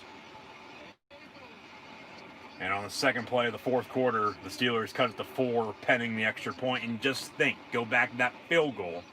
4th and goal from the 1-yard line that they went for it. Didn't get it. Very well could have kicked the field goal. We could have ourselves a tie ball game right now. But no, they're still going to be down a few. They ran that play, I remember, I've actually ran that a few times this year, but I think most recently against the Ravens and Cowboys early November, just a simple tight end out on the dig in the flat, and Ebron gets in the end zone for 6, and Matthew Wright's extra point up and good. See, he can kick kicks for you, okay? So believe in him, trust him. Kick the field goal next time. That's twice going back, as mentioned earlier. So 24-21 Colts on top of the Steelers, but this very well could be all tied up right now at 24 if, in fact, you know, they would have kicked the field goal a little bit ago, but of course they didn't know, went for it, didn't get it, ended up getting the ball back, and, you know, they scored on that respective drive then, but still, could right now be all tied up at 24 apiece, but at the same time, maybe not. But this is how it's played out, and the Colts lead the Pittsburgh Steelers as the Steelers have cut the lead, shutting out Indy in the second half. 14 unanswered by the Steelers. So it's 24-7 at the half. It is now 24-14. 24-21, excuse me, as it just was 24-14. As the Steelers score once again to cut it to 3. So, yes, 24-21 Colts on the road leading the Pittsburgh Steelers.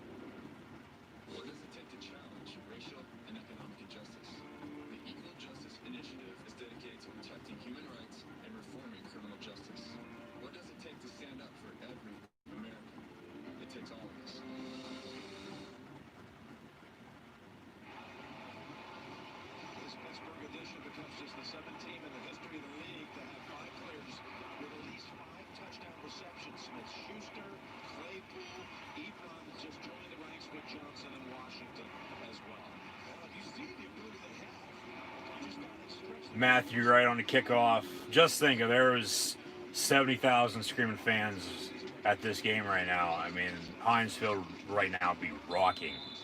But, of course, Tom Wolfe, the asshole that he is, well, no fans in the stands for any sporting event in the state of Pennsylvania.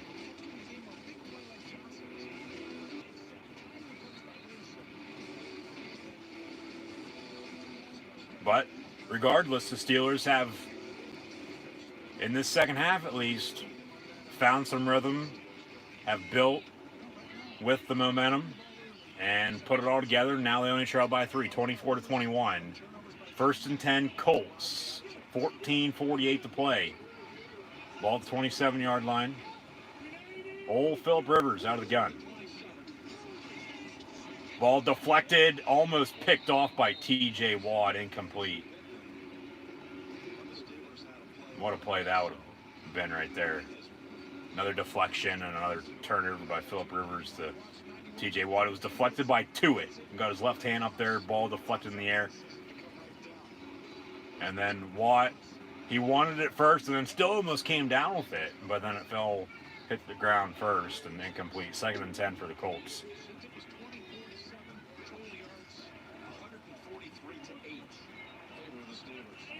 From the 27, 2nd and 10. The Bears have now put up 40 plus on the Jaguars. 41-10, I do believe. And with a win, they're going to jump to the 7th spot in the NFC playoffs because Arizona lost yesterday. Pass complete from Rivers to Doyle.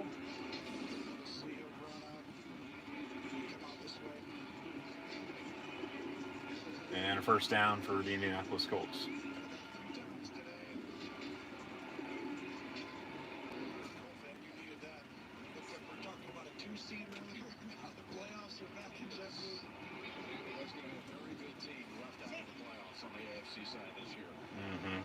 No doubt. Rivers going to hand off Jonathan Taylor. They've sort of gotten away from their running game in the second half. They have. Williamson, along with Hayward and Tyson Alualu, Alex Highsmith on the stop. And now, in the meantime, Jonathan Taylor a little slow to get up.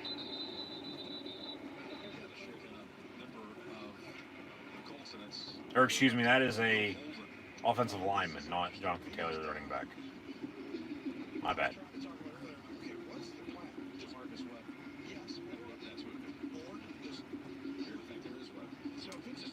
It'll be... They're saying 2nd and 10, but it...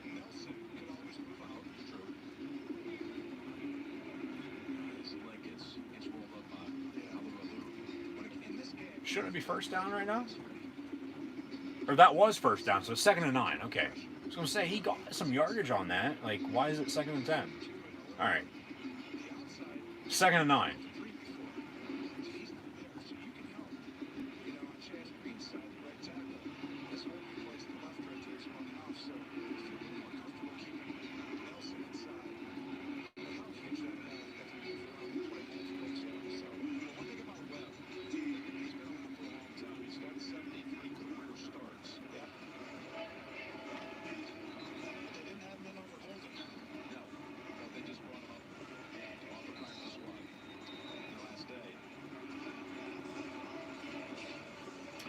Update with Atlanta and Kansas City. The Falcons now lead the Chiefs in the 4th quarter on the road. And, I mean, just think with Buffalo and Pittsburgh and all these other teams in the AFC right behind the Chiefs. I mean, Kansas City loses. I mean, it could change them potentially getting a first-round bye.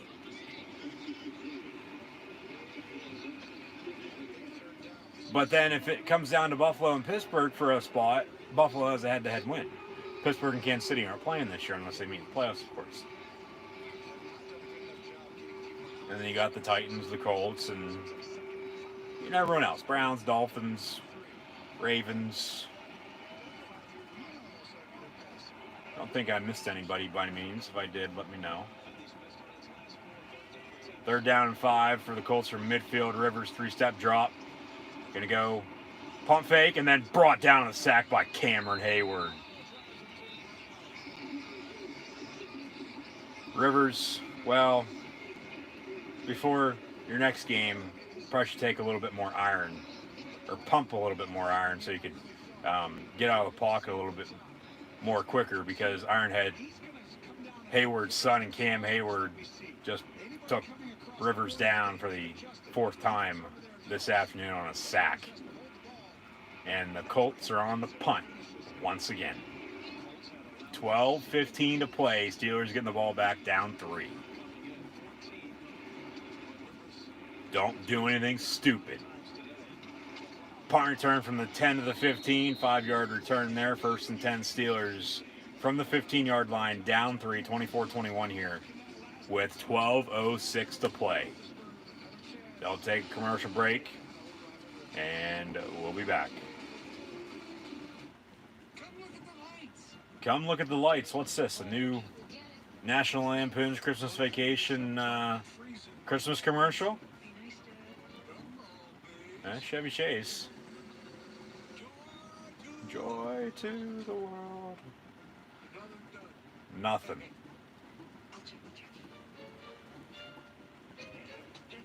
I'll be more surprised I woke up tomorrow with my head's on the carpet, Eddie.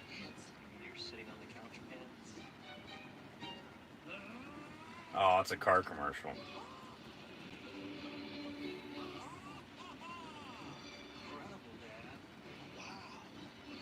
It's a car commercial.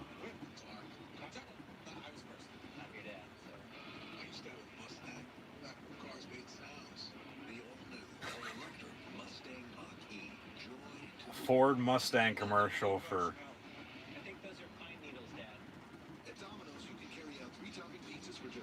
the new electric, probably 2021, 2022 car already for the Ford Mustang. But his wife, old Beverly, plugging that sucker in, and Christmas lights turn on then at that point.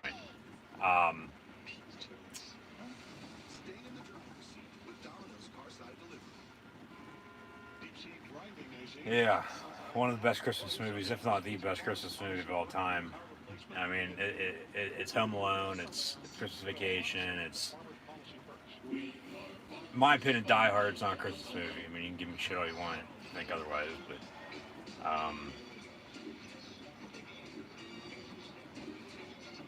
I mean, Santa Claus, Tim Allen, Elf, I mean, there's too many to name. But no, Christmas Vacation's up there. It has to be the best, if not the best. It's not going in the yard. It's going in the living room. 2 seconds later.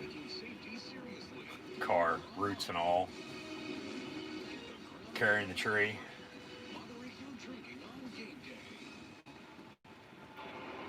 At least they're keeping the spirit alive with a car commercial, and they actually got him to star in it. But 1st and 10 for the Steelers from the 16-yard line. Slant over the middle, it's caught. And then Deontay Johnson, I do believe, gets 8 yards on that reception. 2nd down and short for the Steelers. 2nd and 3 officially after a gain of 7. Pittsburgh, with a win today, will clinch the AFC North. Or Cleveland's loss against the Jets. So if Pittsburgh loses today and the Browns lose, the Steelers are still your AFC North champions. And it's not going to come down to next week. So keep an eye out on that. 1st down run by James Conner. Now they're going to try to run this football. We've got an update with the Browns and Jets. Touchdown Cleveland.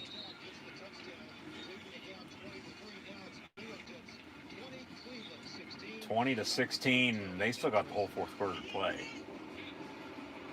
So these 4th quarter games now, still a lot of football left. So we'll of course finish these up when they're all said and done. But 1st and 10 from the 27. Pass complete. Eric Ebron. Wow, he finally caught another football. Another catch to him.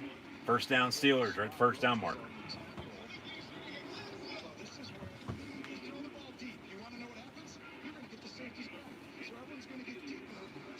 So then you throw short. Hell, he had 2 guys wide open. Went to Ebron again. And he actually caught it. So good for him. 1st and 10, Pittsburgh from the 37 now after a pickup of 10. Ben complete near side. James Washington to the 44. All right, Ben's airing it out here. Just don't do anything stupid. Don't turn the ball over.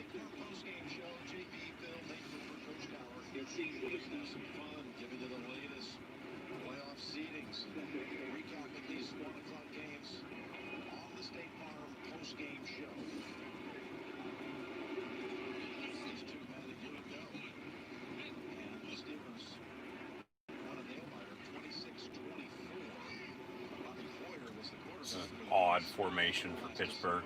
2 receivers stacked top and bottom of your screen. 2nd and 3 out of the pistol.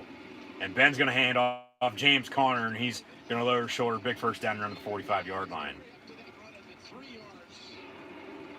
That's the biggest hole he's ran through all season long, for God's sakes. Yeah, if only the secondary was playing up a little bit more, maybe he could have beat them and right now be in the end zone for 6. Trips in a bunch top of your screen from the 44, 1st and 10 Steelers. Ben out of the gun looking to throw. Near side, back shoulder incomplete. Intended for Deontay Johnson once again. 2nd down and 10 with 9:04 to play. Come on, let's go.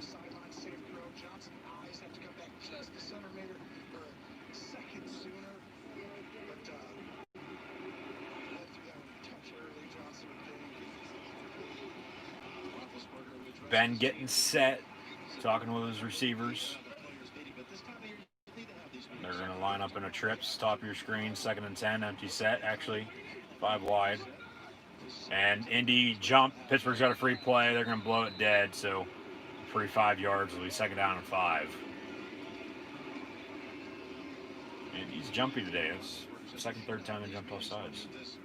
Plus, with how many pass interference calls they've had against them.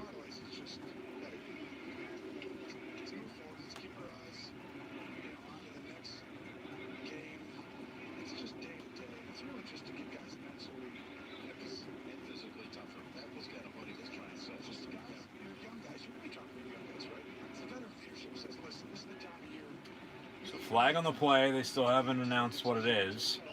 False start on the Steelers. Are you serious? 5 yards. I'll replay 2nd down. It was on Eric Ebron. It'll be 2nd and 15. Yeah, okay, that's a false start. That's a false start compared to the offside they, or at least we were all hoping to get.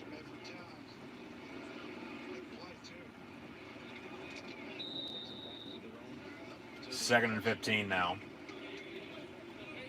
Still 9 minutes and change to play from the 49-yard line. 24-21 Indy on top of Pittsburgh.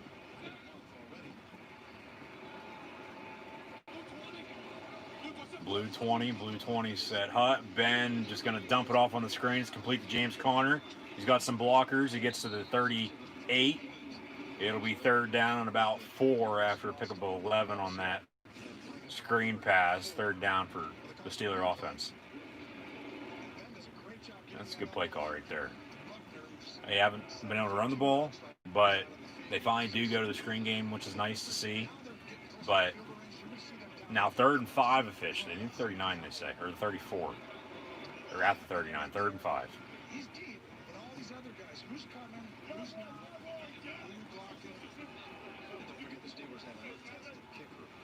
Trips near side. Roethlisberger just going to dump it off again. Conner out of the backfield. 1st down run.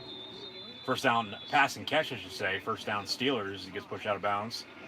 Clock's going to stop with, what do you know, 8:14 to play. I mean, just think they have that field goal from earlier. We're tied right now at 24 apiece, and then they score here, they take the lead. But they potentially have to settle for a field goal in this drive. They tie it up at 24 apiece. Colts with 2 timeouts. Pittsburgh with all 3 with under 8 to play now. But they take the lead, okay. You play defense, and they've been controlling Indy on offense with how good the defense has been playing as of late, especially in the second half. So, favor in their court, but still 7 minutes and some change to play. Pass incomplete near side, almost picked off. A little miscommunication with Claypool. Ended up running a little further on downfield than Ben would have liked, as the pass was back shoulder on a curl at the 20-yard line. It fell incomplete, almost picked off actually. So incomplete, 2nd down and 10 from the 30 for the Steeler offense.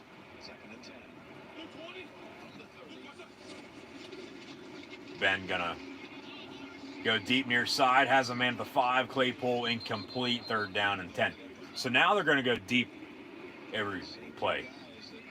Keep going short, like you just were. Like, stop or run whatever play you've been running until the defense stops it. Now we got a late flag. See what this is. Illegal contact on the Colt defense. 5 yards, automatic first down. So, all right. Penalties are killing the Colt defense today, keeping the Steeler offense in this game. That's probably a good call. That's probably a good call.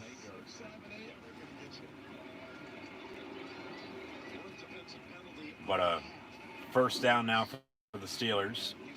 See where they swat the football at. 5 yards from, from 25. Chiefs retake the lead. Caught, touchdown, Steelers. Juju Smith-Schuster and the Steelers have taken their first lead of the afternoon with 7.5 to play. Wow. Just wow.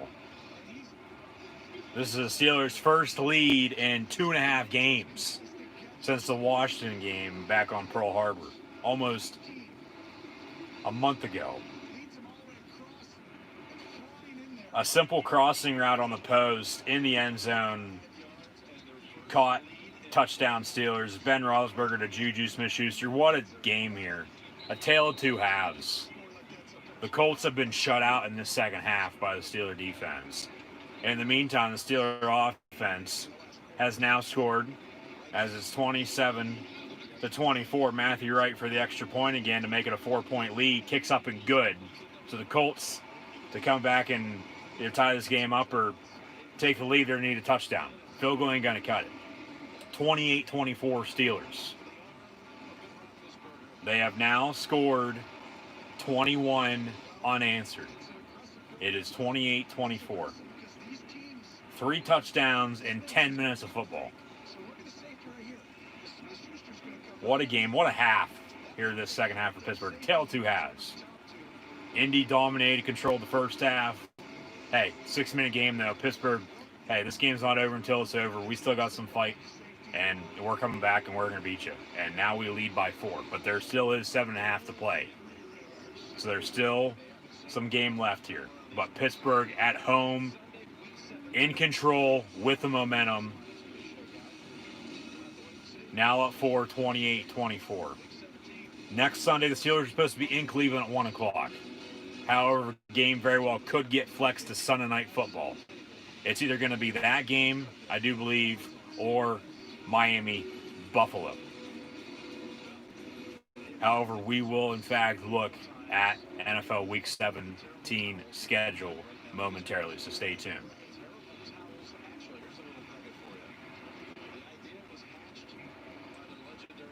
On this day, the Terrible Towels, December the 27th, 1975, the Indianapolis Colts, actually then the Baltimore Colts, before they moved to Indy back in the early 80s. So 45 years to the day of when the Terrible Towel was first waved. The Steelers have now scored 20 unanswered and took a lead. I knew that coming in, but wasn't planning on saying anything about it, but they bring it up, so. Pittsburgh with a 4-point lead. It'll be 1st and 10 for the Indianapolis Colts. And as mentioned, the Chiefs just took a lead at home against the Falcons, so that game's back and forth from Arrowhead and Kansas City. 1st and 10, Indy from the 30. Out of the guns, Philip Rivers. 7:34 to play. Pass going to be caught at the 37 for 7 to Jack Doyle, 84. 2nd down and 3.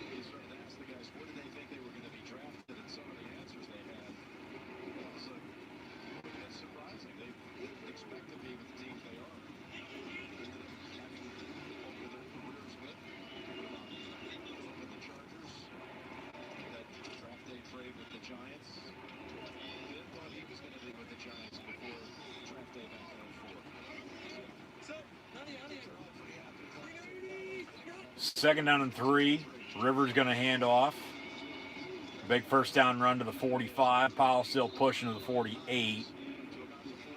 Nyheim Hines now the go-to running back for this Colt offense. First and 10 Indy.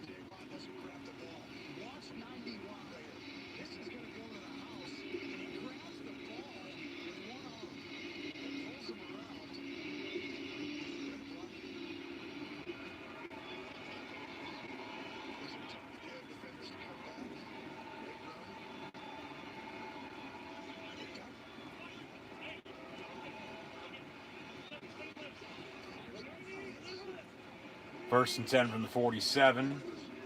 Empty set with the back motioning out.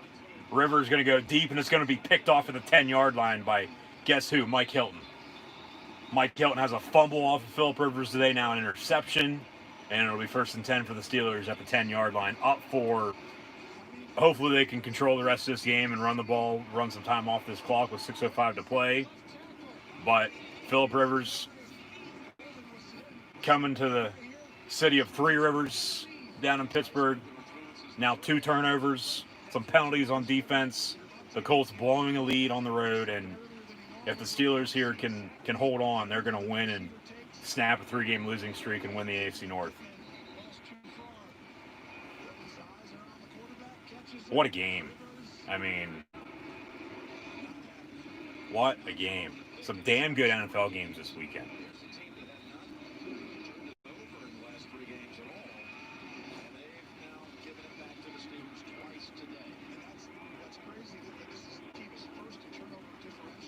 From the 9 officially, first down and 10. You know, now's when you need to run the football.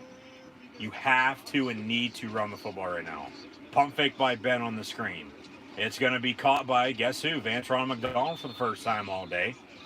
A few yards for him. It'll be second down. Clock's going to wind. Indy only has 2 timeouts compared to Pittsburgh's 3. Plus 2-minute warning for both teams, of course, stop the clock. But don't be snapping this ball anytime soon. Just work this clock, run as much time as you possibly can off, pick up a few first downs maybe, and get out of Dodge with a win. And win at home for the first time in almost a month and a half. Last time they won at home was against the Cincinnati Bengals back on November the 15th. Or, excuse me, against the Baltimore Ravens December the 2nd. Juju, first down.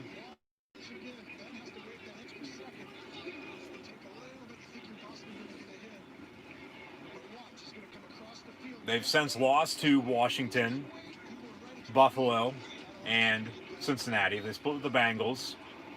Swept the Ravens. Could split with the Browns because they haven't played each other twice until next week. But got to finish this game out first before that game begins.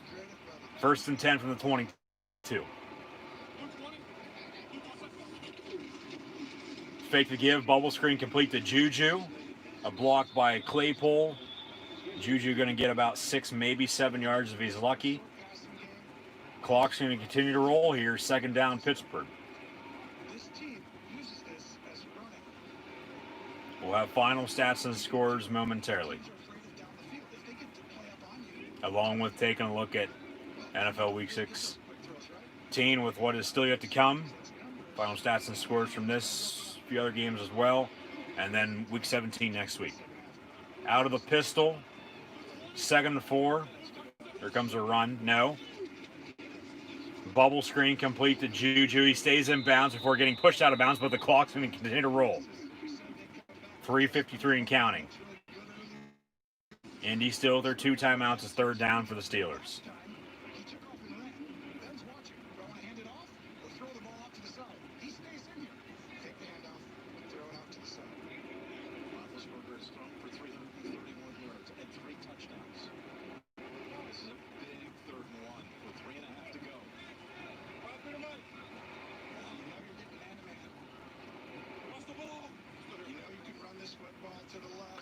Third and 1. Play clock at 5, 4, 3, 2. They snap it. It's caught by Juju. A quick bubble screen near side. Another first down for the Steelers. 3:10 and counting to play. Indy still with their 2 timeouts. Haven't called them yet. Another first down for the Steelers.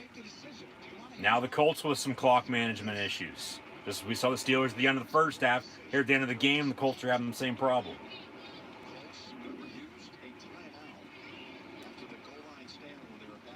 So 1st and 10 for the Steelers with 2:45 play, up 4, 28-24. 1st and 10 from 35-yard line. Out of the pistol, handoff to James Conner. Now you run the football. 2 yards for him. Clock's going to continue to roll.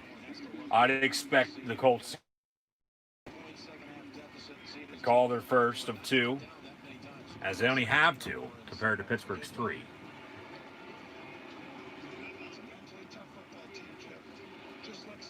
Second down and 8 for the black and gold.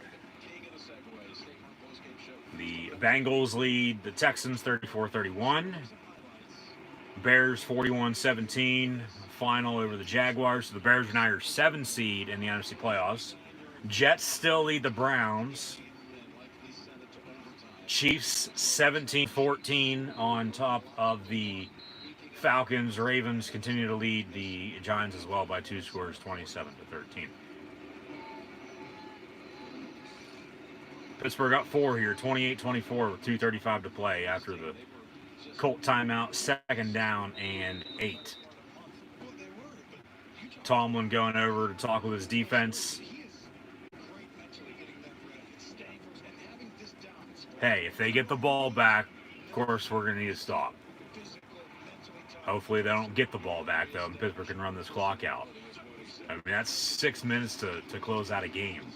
Screen pass complete to James Conner, who's had a very, very quiet afternoon. But here, as of late, here on these last few drives, injured Colt stopped the clock. Whether he's injured or not, I don't know. But clock's going to stop. They're going to have to call their 3rd and final timeout anyway. So at 2:29 to play, it'll be 2nd down. Falcons with a field goal. And it's missed. No good. That would have tied it to force overtime. The Chiefs hold on and win 17-14 over the visiting Atlanta Falcons. So the Chiefs have now secured the top seed in the AFC. They will have a 1st-round bye. Everyone else with Buffalo, Pittsburgh, Tennessee, Cleveland, Indy, and Miami, with the Ravens on the outside looking in, will in fact be playing wildcard round weekend. Just a matter if you've got a home game or you're going on the road. But right now it's Kansas City, Buffalo, Pittsburgh, and Tennessee as your division leaders and winners. Pittsburgh wins today. They win the AFC North. And then Cleveland, Indy, and Miami as your wild cards. Tennessee plays later on tonight, Sunday Night Football at Green Bay.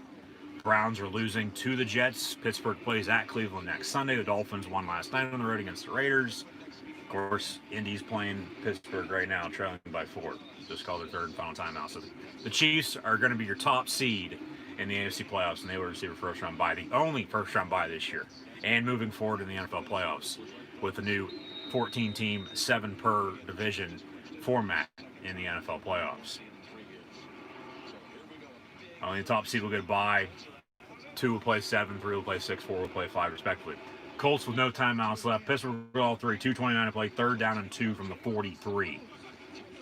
Ben going to roll out near side. It's going to be caught, and then 4th down. Deontay Johnson going to be about a yard shy. And the clock's going to stop, too, because he got out of bounds. 2:25, and the Colts are going to get the ball back with no timeouts, only down 4. Plus 2-minute warning, length of the field to drive. Touchdown's going to win it because the Steelers can't pick up a easy 3rd down and 2 for a 1st down there. But a big stop on defense there by the Colts, no doubt. 4th down and 1, maybe a fake. No, you punt, pin Indy deep, make them drive with no timeouts and 2 minutes to play to beat you. So here comes Jordan Berry for the first time this 2nd half. Hasn't punted since late in the 2nd quarter. Fair catch at the 15 by Nyheim Hines. It'll be 1st and 10 Indy from there when we return. No, they're actually going to stay with us. 2-minute warning, 18 seconds away, so 2:18 to play, 1st and 10 Indy. They trail by 4, blowing a 24-7 lead, being shut out in this 2nd half. It is 28-24 Steelers. Come on. Defense, need a stop. Need a stop. Need a turnover. Third time's a charm. Got a fumble over Rivers. You've picked him off as well. Why not get another? It's a holiday season. Get another gift from old Phil Rivers. Screen. Complete near side, first down pickup for 11 to Naeem Hines, first down. Indy. Clock's going to stop because he got out of bounds as well, so first down and 10. 2:12 to play.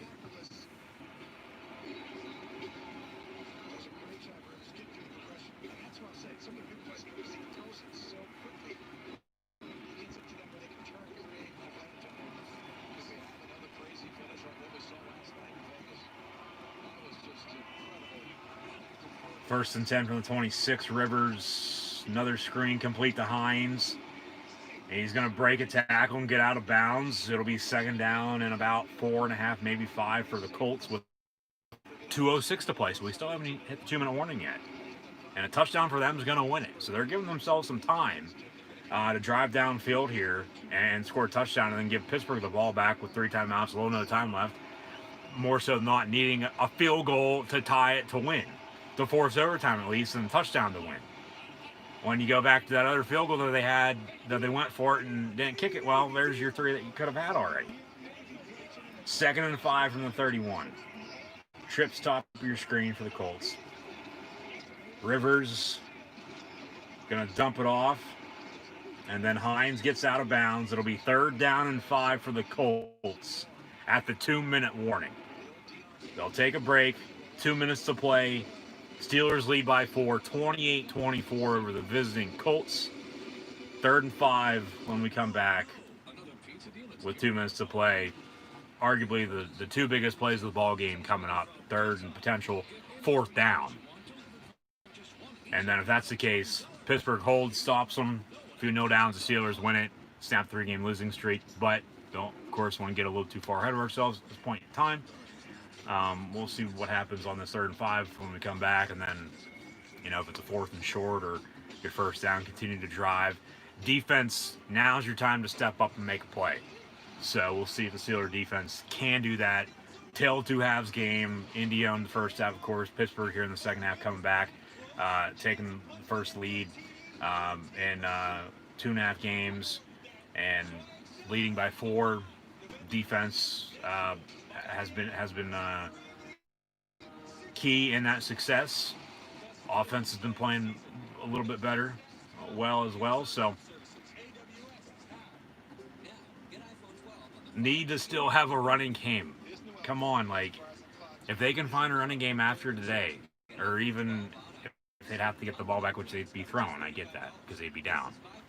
But next week, and then in weeks to come, man.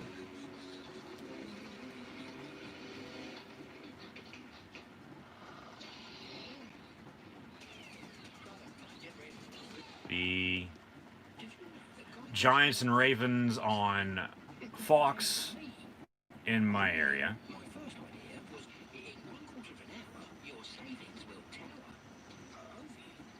Has a few minutes left.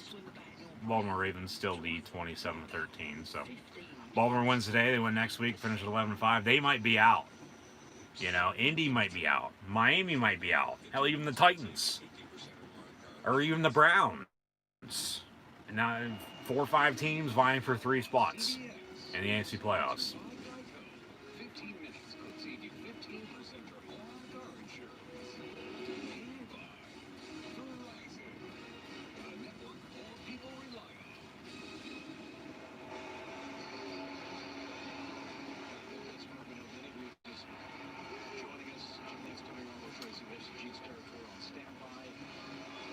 Okay, the Jets continue to lead 20-16 over the Browns.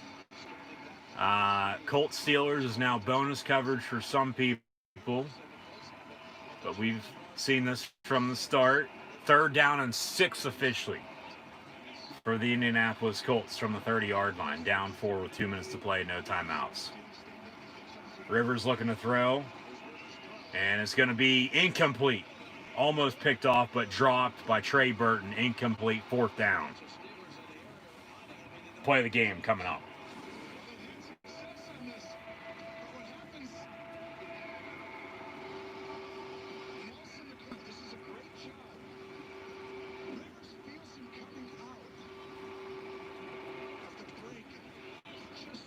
Fourth down and 6.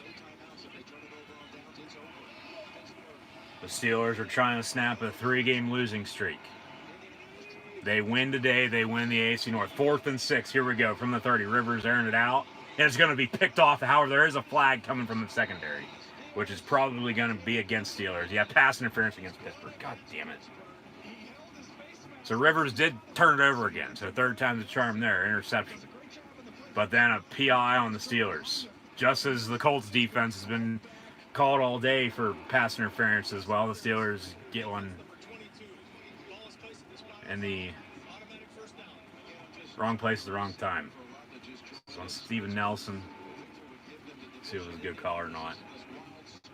Yeah, he was holding T.Y. Hilton the whole way. That's a good call. And then he picked him off. You know, that's why he picked it off, because he held him and got to the...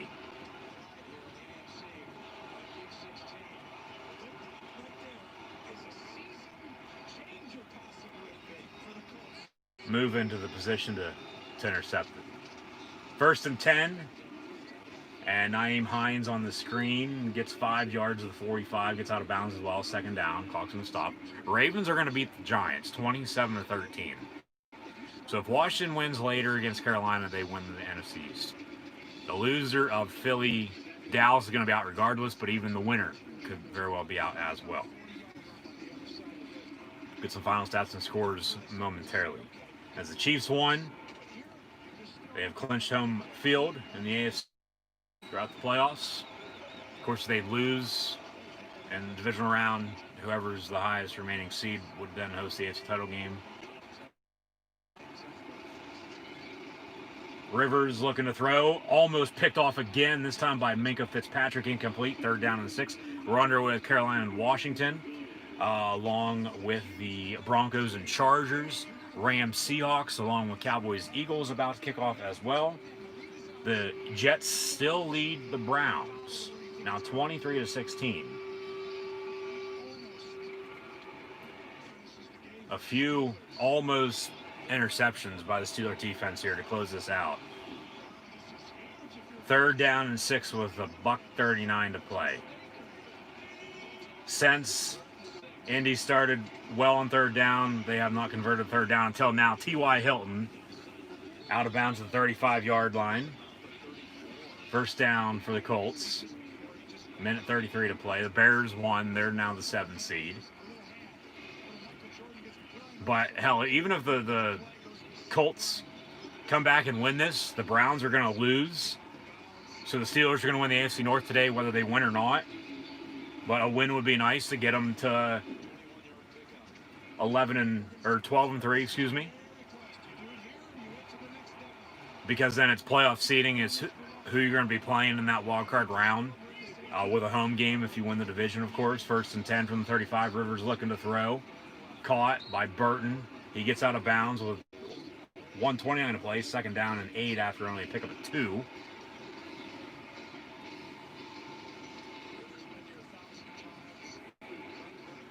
So the Chiefs win 17-14. They have clinched a first-round bye and home field in the AFC playoffs. The Falcons once again blowing another lead. What's new? The Bengals beat the Texans. 2nd down and 7 from the 33. Colts with a touchdown, they win it. However, Pittsburgh very well could still get the ball back with 3 timeouts. Rivers, incomplete near side. 10 for T.Y. Hilton again to the 20, incomplete, 3rd down. But then, you know, like I said, the Colts score here, go up 3. That field goal Pittsburgh didn't kick and come back and bite them. Because this game could be tied and then go to overtime. Rather than they need another field goal to tie it to force overtime, or a touchdown wins it. But if the Browns lose and the Steelers lose, the Steelers still win the AFC North. But a win would be even better because then they just clinch it outright, take care of their own business, and then it's playoff seeding. It's who you play in the wild card round because the Chiefs are the top seed and will get a first round bye. So everybody else in the NFC playoffs is going to be playing wild card round weekend.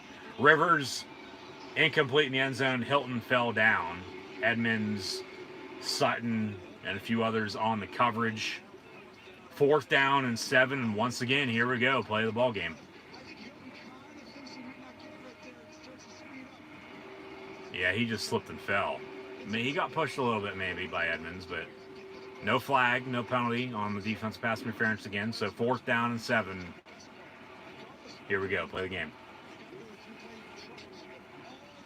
See what Indy dials up.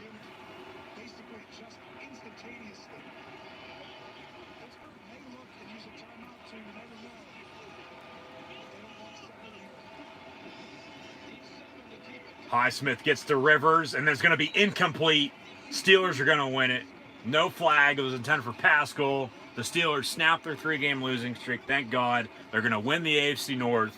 They'll get to 12-3. There is no penalty flags. Highsmith with the pressure. And he almost took down Rivers on the sack, and then the pass was a little high. And boom. He hit him a little late. Good no call, though, on a late hit maybe. And then no pass interference. Almost picked off by Minka again, but it was a little too high for both the receiver and the DB. And it fell incomplete on 4th down, so turnover on downs. The Steelers get the ball back. Colts can't stop it. They have no timeouts. The Steelers are going to win 28-24, shutting out the Colts in this second half. 21 unanswered after being down by 21 at 24-7.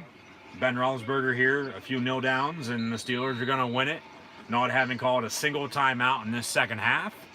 And they'll get to 12-3, go to Cleveland next weekend, Week 17. Having already won the AFC North, the Browns are losing right now to the Jets. I believe that game just went final, if I'm not mistaken, with the Jets winning 2 in a row. So the Jets helping out Pittsburgh, Miami, a few other teams as well. Pittsburgh helping out a few teams too, with the Colts losing head-to-head here. So Pittsburgh in the final regular season home game defeat the Indianapolis Colts 28-24. They jump Buffalo back to the 2 seed at 12-3 because the Bills have not played yet. They play tomorrow night, Monday night, against the Patriots. The Ravens with the win. They jump the Colts now for the 7 seed. The Colts are the team on the outside looking in with a 4-point loss against the Steelers today. So the Ravens are your 7. They would play the Steelers in the wild card round for the 3rd time this year now. We're going to get bonus coverage now on CBS. Steelers win 28-24. Bonus coverage with Browns and Jets. It's 23-16 New York. Browns with the football, minute 35 to play, incomplete, 2nd down and 10. As the Browns are playing in the Meadowlands for the 2nd consecutive week. They beat the Giants on the road last Sunday night, now losing here early Sunday afternoon. A week later, 2 days after Christmas, 2020. Hopefully everyone had a Merry Christmas. Have a Happy New Year. They trail by 7, 23-16 with $1:35 to play. The Steelers win 28-24. Back in the 2 seed. Now, Buffalo wins tomorrow. Steelers will drop to 3 because of the head-to-head win with the Bills and Steelers. So, Steeler fans, root for the Patriots tomorrow night. That's if, of course, you want to play the Ravens in the wildcard round, who have now won 4 straight after losing to the Steelers back on December the 2nd, that rescheduled Thanksgiving game. The Steelers were almost a half away from losing 4 straight, but they found a way to come back and win. They win the AFC North. So the only way the Browns are making playoffs now are, in fact, as a wild card. The Browns will host the Steelers next Sunday. Whether that game's going to be at 1 or Sunday night or who knows what time, we'll see. The NFL will mess with the schedule and switch some kick times around, of course, for the final regular season weekend.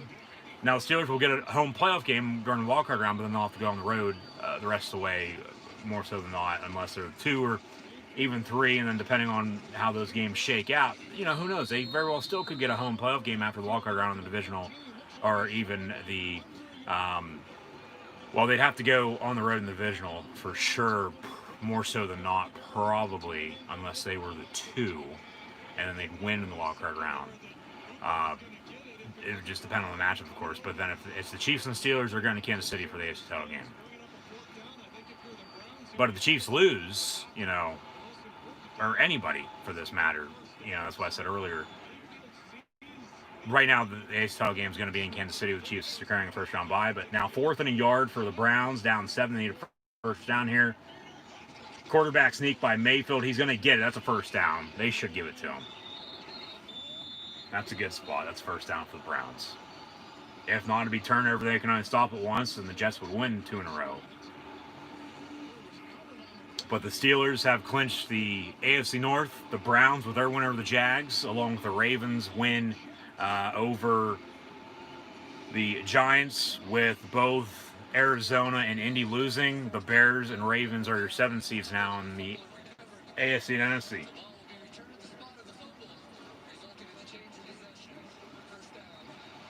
First down for the New York Jets, and the Jets are going to win it. We had a fumble, and hell, even the Browns might be on the outside looking in. It's going to come down to them, it seems like, along with the Dolphins and Colts.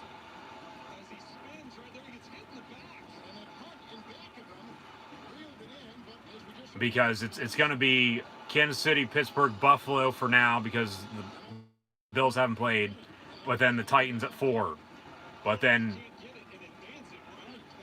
at 5 is still Cleveland. But hell, the Dolphins, record-wise, at 10-5, just like Cleveland, if I'm not mistaken, right?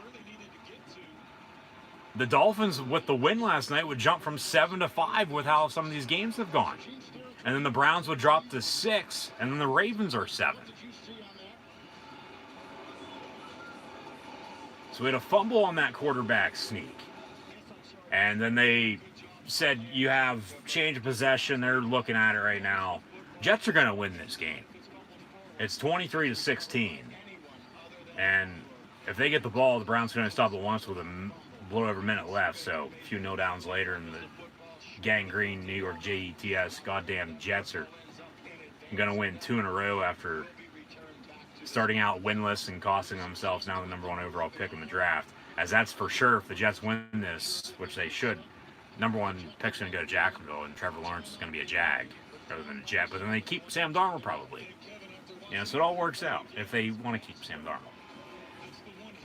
I mean, even Matthew Stafford and Matt Ryan are a few other quarterback options for free agency this upcoming offseason, potentially. So, yeah, the Steelers at 12-3, winning by 4, 28-24, AFC North champions. They'll go to Cleveland next Sunday. We'll see what time that game will kick off at. Still very well could get flexed into Sunday football, I think. But we'll take a look at the schedule momentarily here. But the Jets are going to beat the Browns 23-16 here today, with Cleveland, going to drop to 10-5 on the year.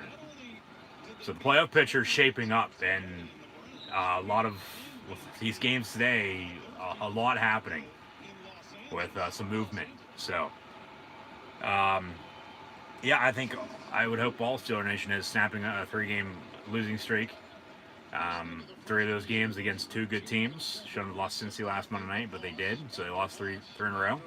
Got out slump. Now they just got to build off of this. Cleveland coming off a loss. They'll be ready to play, especially after already losing to Pittsburgh, getting blown out on the road in October. We'll see what time they kick next week. We'll see what the weather's like in Cleveland off of Lake Erie. But Pittsburgh should, you would think, finish at 13-3. AFC North champs with the win today. I mean, hell, if they would have lost a little bit ago to the Colts, the Browns still lose, the Steelers still win the AFC North.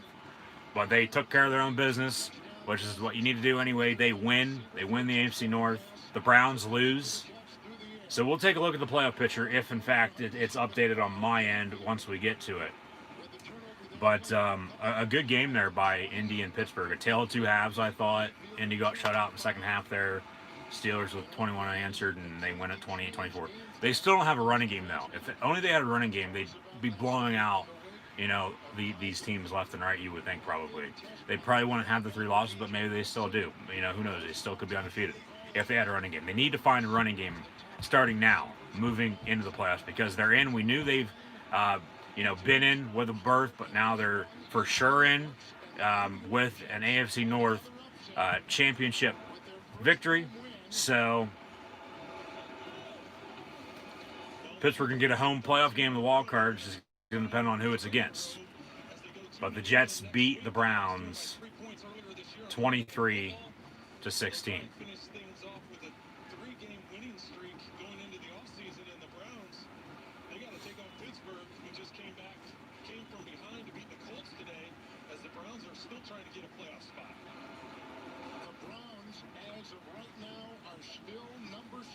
Okay, the Browns are your 7th seed. So yeah, Miami jumped from 7 to 5 with their win last night.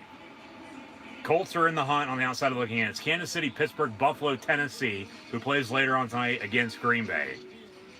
And then it's the Dolphins, Ravens, who jumped from outside to 6 because the Colts and Browns both lost. And Cleveland's now your 7th seed.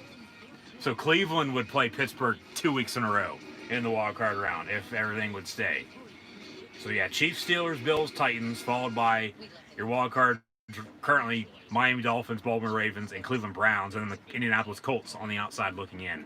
4 teams at 10-5 vying for 3 wild card spots. One of those 4 are going to be on the outside looking in and not making the playoffs. All going to come down to Week 17 next week. The Steelers are going to be at the Browns next Sunday, currently right now at 1 o'clock. Okay, I'll have live reactions, play-by-play. However, I do believe that game will, in fact, get flexed into Sunday Night Football. However, we'll find out tomorrow, Tuesday at the latest, I think, on what time all games next week will, in fact, kick off. So we'll get some final stats and scores now with the Pittsburgh Steelers clinching the AFC North with a 28-24 win over the Indianapolis Colts today.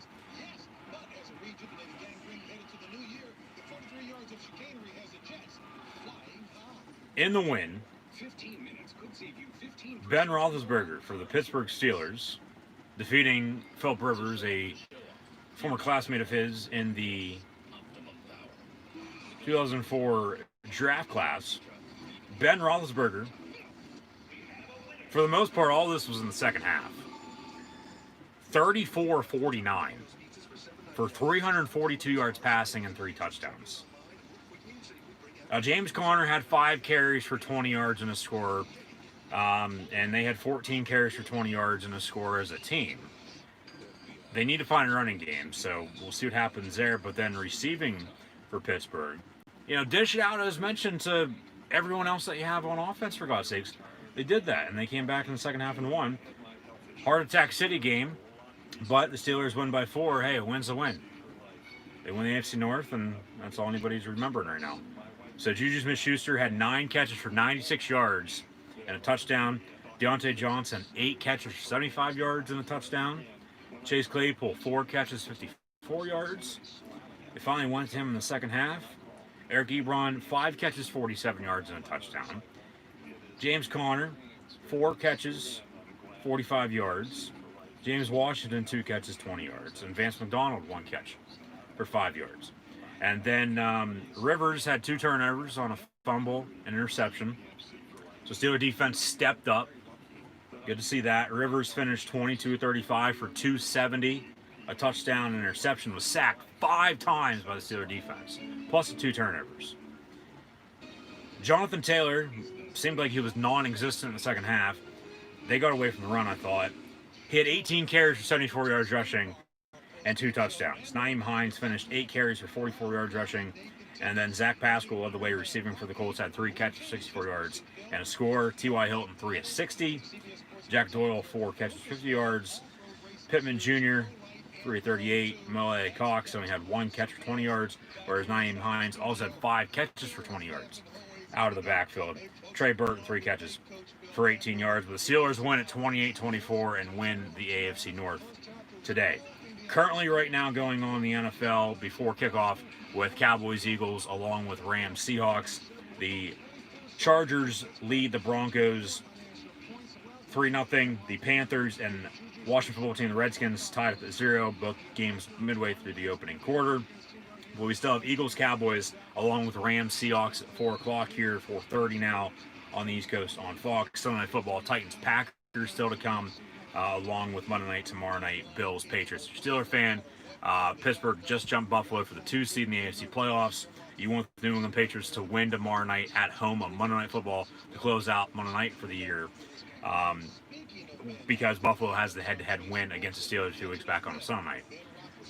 If the Bills win, they jump Pittsburgh once again for the 2 seed.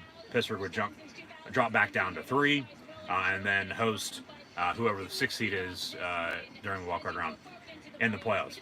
But with the Steelers winning 28-24, we now got Ben Roethlisberger post-game interview with Tracy Wolfson of CBS.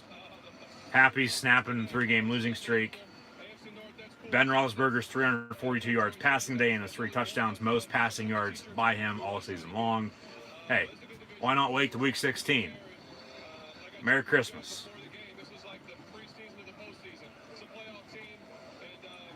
These last 3 games, the preseason to the postseason. That's a interesting way to look at it. I mean, they lost 3 straight to Washington, Buffalo, and Cincy. A few good teams there. They just weren't playing well. And they weren't playing well again today until they, found a way to come back in the second half and beat the Colts 28-24. So now some highlights with the Jets beating the Browns 23-16. We'll get on in my area with, for the most part, it's going to be Cowboys-Eagles. Eagles in Dallas, taking on the boys. Everyone else, nation, country here split for these 2 games. It'll be Rams, Seahawks on Fox for everyone else. Just depends on where you're at. It's one of those days. But Philly-Dallas should still be a good game. Blues are going to be out. Winner could still be out if Washington beats Carolina because the Giants lost. So yeah, Chargers, Broncos underway, 3-0 LA. Panthers and Skins tied at 0. Eagles 1st and 10, first play of the ball game here from the 25-yard line on the road against the Dallas Cowboys. Jalen Hurts and the Eagles, they beat the Saints. However, they lost to the Cardinals last week. He reminds me of McNabb, and I think he has a lot of potential as a starting quarterback in the NFL with Philadelphia Eagles. Carson Wentz is going to be out. He's not going to want to back him up. He's already stated that. So it's just going to depend on where he ends up, of course, next year. But then the Eagles and Cowboys underway, tied at 0. Rams, Seahawks underway as well. All tied at 0, just beginning. But the Chiefs defeat the Falcons 17-14. The Jets just beat the Browns 23-16, as mentioned, 2 in a row for them. The Bears 41-17 over the Jags. Ravens beat the Giants 27-13, and the Bengals beat the Texans 31-31, or 37-31, excuse me. Yeah, Bengals with another tie game this year. I wouldn't want that. Since the 37-31 winners over the Houston Texans. As Houston's looking for a head coach, the Chargers very well could, along with the Eagles if they'd fired Doug Peterson. The Falcons are. The Jets probably will be too. The Jags will be if they fire Doug Marrone, which they should. The Vikings could open up if they fire Mike Zimmer. I'm not going to be shocked about that. Detroit with an opening. And that'll probably do it for the coaching carousel in the NFL. But those are your final scores from today. As mentioned on Friday, Christmas, the Saints beat the Vikings 52-33. The Bucks 47-7 over the Lions yesterday. 20-12 Niners over the Cardinals. And then the Dolphins with a game-winning field goal over the Raiders last night, 26-25. Monday night. Sunday night is Titans-Packers. Monday night, Bills-Patriots. But the Steelers win 28-24 and clinch the AFC North. Now, next week, currently right now, Pittsburgh and Cleveland are supposed to meet at 1 o'clock on CBS. January 3rd, next Sunday. I'll have live reactions to play regardless of what time the game is. So be sure to tune in. However, the Dolphins and Bills are next week as well. It's a divisional week. Week 17 is always like this. Packers Bears very well could get flexed with Chicago in a position right now in. So Arizona, they're going to have to beat the Rams to get in and need Chicago to lose because they're right now on the outside looking in with their loss yesterday against the Niners and the Bears beating the Jags today. But we got Steelers, Browns, Dolphins, Bills, along with the Packers and Bears next week, week 17. Ravens, Bengals, Vikings, Lions, Jaguars, Colts, Chargers, Chiefs, Jets, Patriots, Cowboys, Giants as well. Washington and Philly, Atlanta, Tampa, New Orleans and Carolina with the Saints and Panthers, Titans, Texans, Raiders, Broncos, Cardinals, Rams could get flexed in. Seahawks, Niners. I would think Cardinals, Rams, out of these 4 games that I'm thinking could very well get flexed in.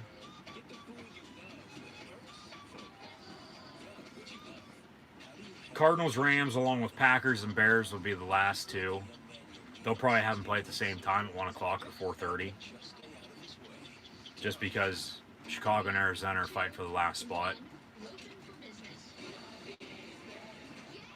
So it's going to come down to Pittsburgh and Cleveland along with Miami and Buffalo getting flexed in Sunday Night Football as we've thought for probably a good month or so now. Even with Buffalo hosting Miami as the AFC East champions and Pittsburgh as your AFC North champions going on the road against the Browns, I'd think Miami, Buffalo would be your second option behind Pittsburgh, Cleveland for Week 17 Sunday Night Football being flexed into Sunday night from a 1 o'clock kick. So Steelers, Browns right now at 1 o'clock next weekend, but I'm thinking next Sunday night on NBC. So just be sure to tune back in live right here on YouTube for more live reactions, play of college football, the NFL, and professional wrestling. That'll do it. We're seeing some highlights now from these earlier games that are now all officially over with. We got Philly and Dallas underway along with the Rams and Seahawks as well. So some good football still to come before Titans, Packers Sunday night later on, and then Monday night Bills and Patriots from Foxborough. And that game, like I said, would be even a little bit better if New England hadn't already been eliminated from the playoffs for the first time in over a decade. But the AFC East is going to get 2 teams in with the Bills and Dolphins, it looks like. The North could get 3 in, maybe, with Pittsburgh, Baltimore, and Cleveland. The South going to get 2, it looks like, maybe, with Tennessee and Indy, but the Colts, with the loss, are now on the outside looking in. There's 4 teams vying for 3 spots. 4, 10, and 5 teams vying for the last 3 in the AFC playoffs. And then in the West, it's just the Chiefs who are your top seed. They'll get first round bye. So we'll see if this is updated by any means. It has. So the Chiefs are your 1, okay? Pittsburgh your 2 because Buffalo hasn't played yet. They play tomorrow night. If the Bills win, they jump Pittsburgh back for the 2 seed. Pittsburgh would be 3. Tennessee's at 4. They play later on. The Colts are going to need them to lose. Miami's now at 5, whereas Baltimore's 6 and Cleveland is 7. So the Dolphins, along with the Ravens, made the most jumping today, most moves, as the Ravens were on the outside looking in. They're now your 6th seed. Miami jumped from 7 to 5. Tennessee's still at 4. And then with the Browns at 7, the Colts are at 8 on the outside looking in now. So Kansas City, Pittsburgh, Buffalo, and Tennessee as your division leaders. And 3 of those 4 as division winners. with the Chiefs, Steelers, and Bills. And then you have the Dolphins, Ravens, and Browns with the Colts on the outside looking in. So you'd have, right now, Kansas City getting a first-round bye. This is a wild card round with the Steelers going to Cleveland next week, as the Dolphins will also go to Buffalo. The Browns would play the Steelers during the wild card round. The Ravens would play the Bills, whereas the Dolphins would play the Titans. Shout out to Ryan Tannehill. However, if the Bills win tomorrow, they jump Pittsburgh for 2 again. The Steelers are dropped to 3. So everything else stays as it is. The Browns would play the Bills. The Ravens would play the Steelers. And the Dolphins would still play the Titans with the Colts on the outside looking in. On the NFC side of things, Green Bay at home later on tonight, Sunday Night Football, in the snow against Tennessee Titans. They are number 1 seed in the NFC playoffs. New Orleans right behind them at 11-4. At 2, both teams have clinched their divisions. The Bucs as a wild card. The Bears could make it as a wild card as well. However, right now, Green Bay is your top seed with a head-to-head win against New Orleans Saints back late September. So the Saints are going to need Green Bay to lose tonight. So the Saints are rooting for the Titans. New Orleans could still get the top seed, but for now, it's Green Bay at 1. So New Orleans at 2 would host the Bears. Seattle's your 3. They're underway at home against the Rams. And with Washington winning today, they would clinch the NFC East. They would be your 4. And then they would host, more so than not, either Tampa Bay or the Los Angeles Rams. Just depends on how things shake out, of course, as mentioned earlier. But it'd be Green Bay as your 1, getting a first-round bye, just like Kansas City in the AFC. That's a rematch of Super Bowl 1, potentially, in this year's upcoming Super Bowl. You have an actual Sunday night game from last year as well, in which Mahomes was injured right after suffering a knee injury against the Broncos on a Thursday night, and we didn't get Rodgers-Mahomes on a Sunday night in Kansas City last year, so maybe we'll get that in Super Bowl. We'll see. I don't think people would mind that by any means. But it'd be the Packers as your 1. The Saints would host, right now, Chicago Bears. Seattle at 3. They win today, they win the West. The Bucs would be 5, so then you'd have Seattle, LA again, and then Tampa would go to Washington. But Seattle at 3 could play either the Bucs or Rams, and then whoever isn't 6, of course, would be 5. Whether it be the Rams or Bucs, they would go to Washington to play the Washington football team, the new team that plays in Landover, Maryland, formerly known as the Redskins, of course, in the wildcard round in a 4-5 matchup. So, still another week of football left, of course, but as always, going to come down to the wire. But we'll see how the rest of NFL Week 16 unfolds here with the remaining games today, along with Monday Night Football tomorrow night with Bills and Patriots once again, and then no upcoming Thursday, Friday, or Saturday football in the NFL this upcoming week. We will have college football bowl games resuming on Tuesday. Be sure to go check out my college football bowl game predictions if you haven't done so already right here on the channel. And then NFL Week 17 next Sunday to close it out for the regular season before the playoffs begin the following weekend, January the 9th and 10th respectively, with 3 wildcard round games Saturday and Sunday before the divisional round, conference championships, Pro Bowl in between, all that, and the Super Bowl but not being played this year, and then Super Bowl 55, February the 7th, 2021, down in Tampa, Florida at Raymond James Stadium. So, right on the outside looking in are a few teams. Playoffs are right around the corner.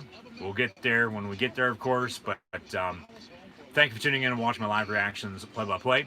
Here today with the Colts and Steelers as Pittsburgh snaps a 3-game losing streak, comes from behind the second half, shuts out the Colts, 21 answered, defeats Indy 28-24, and wins the AFC North for the first time since 2000 That'll do it. Be sure to like, follow, and subscribe as always on social media. Links in the description below. Hopefully, you'll tune in next weekend as well for more live reactions. Play live right here on YouTube. Actually, beginning this upcoming Wednesday with AEW Dynamite, WWE, NXT. As I'm sure we'll have a lot of tributes this upcoming week in respect to Brody Lee, who passed away yesterday at the age of 41.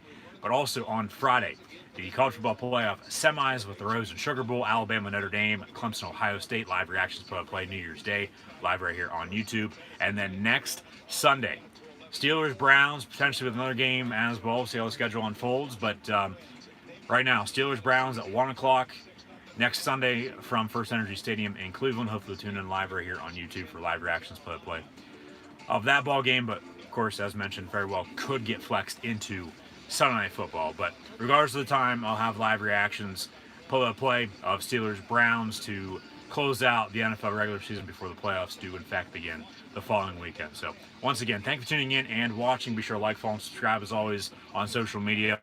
Links in the description below. Steelers win today by 4 at home, 28-24 over the Indianapolis Colts, and win the AFC North.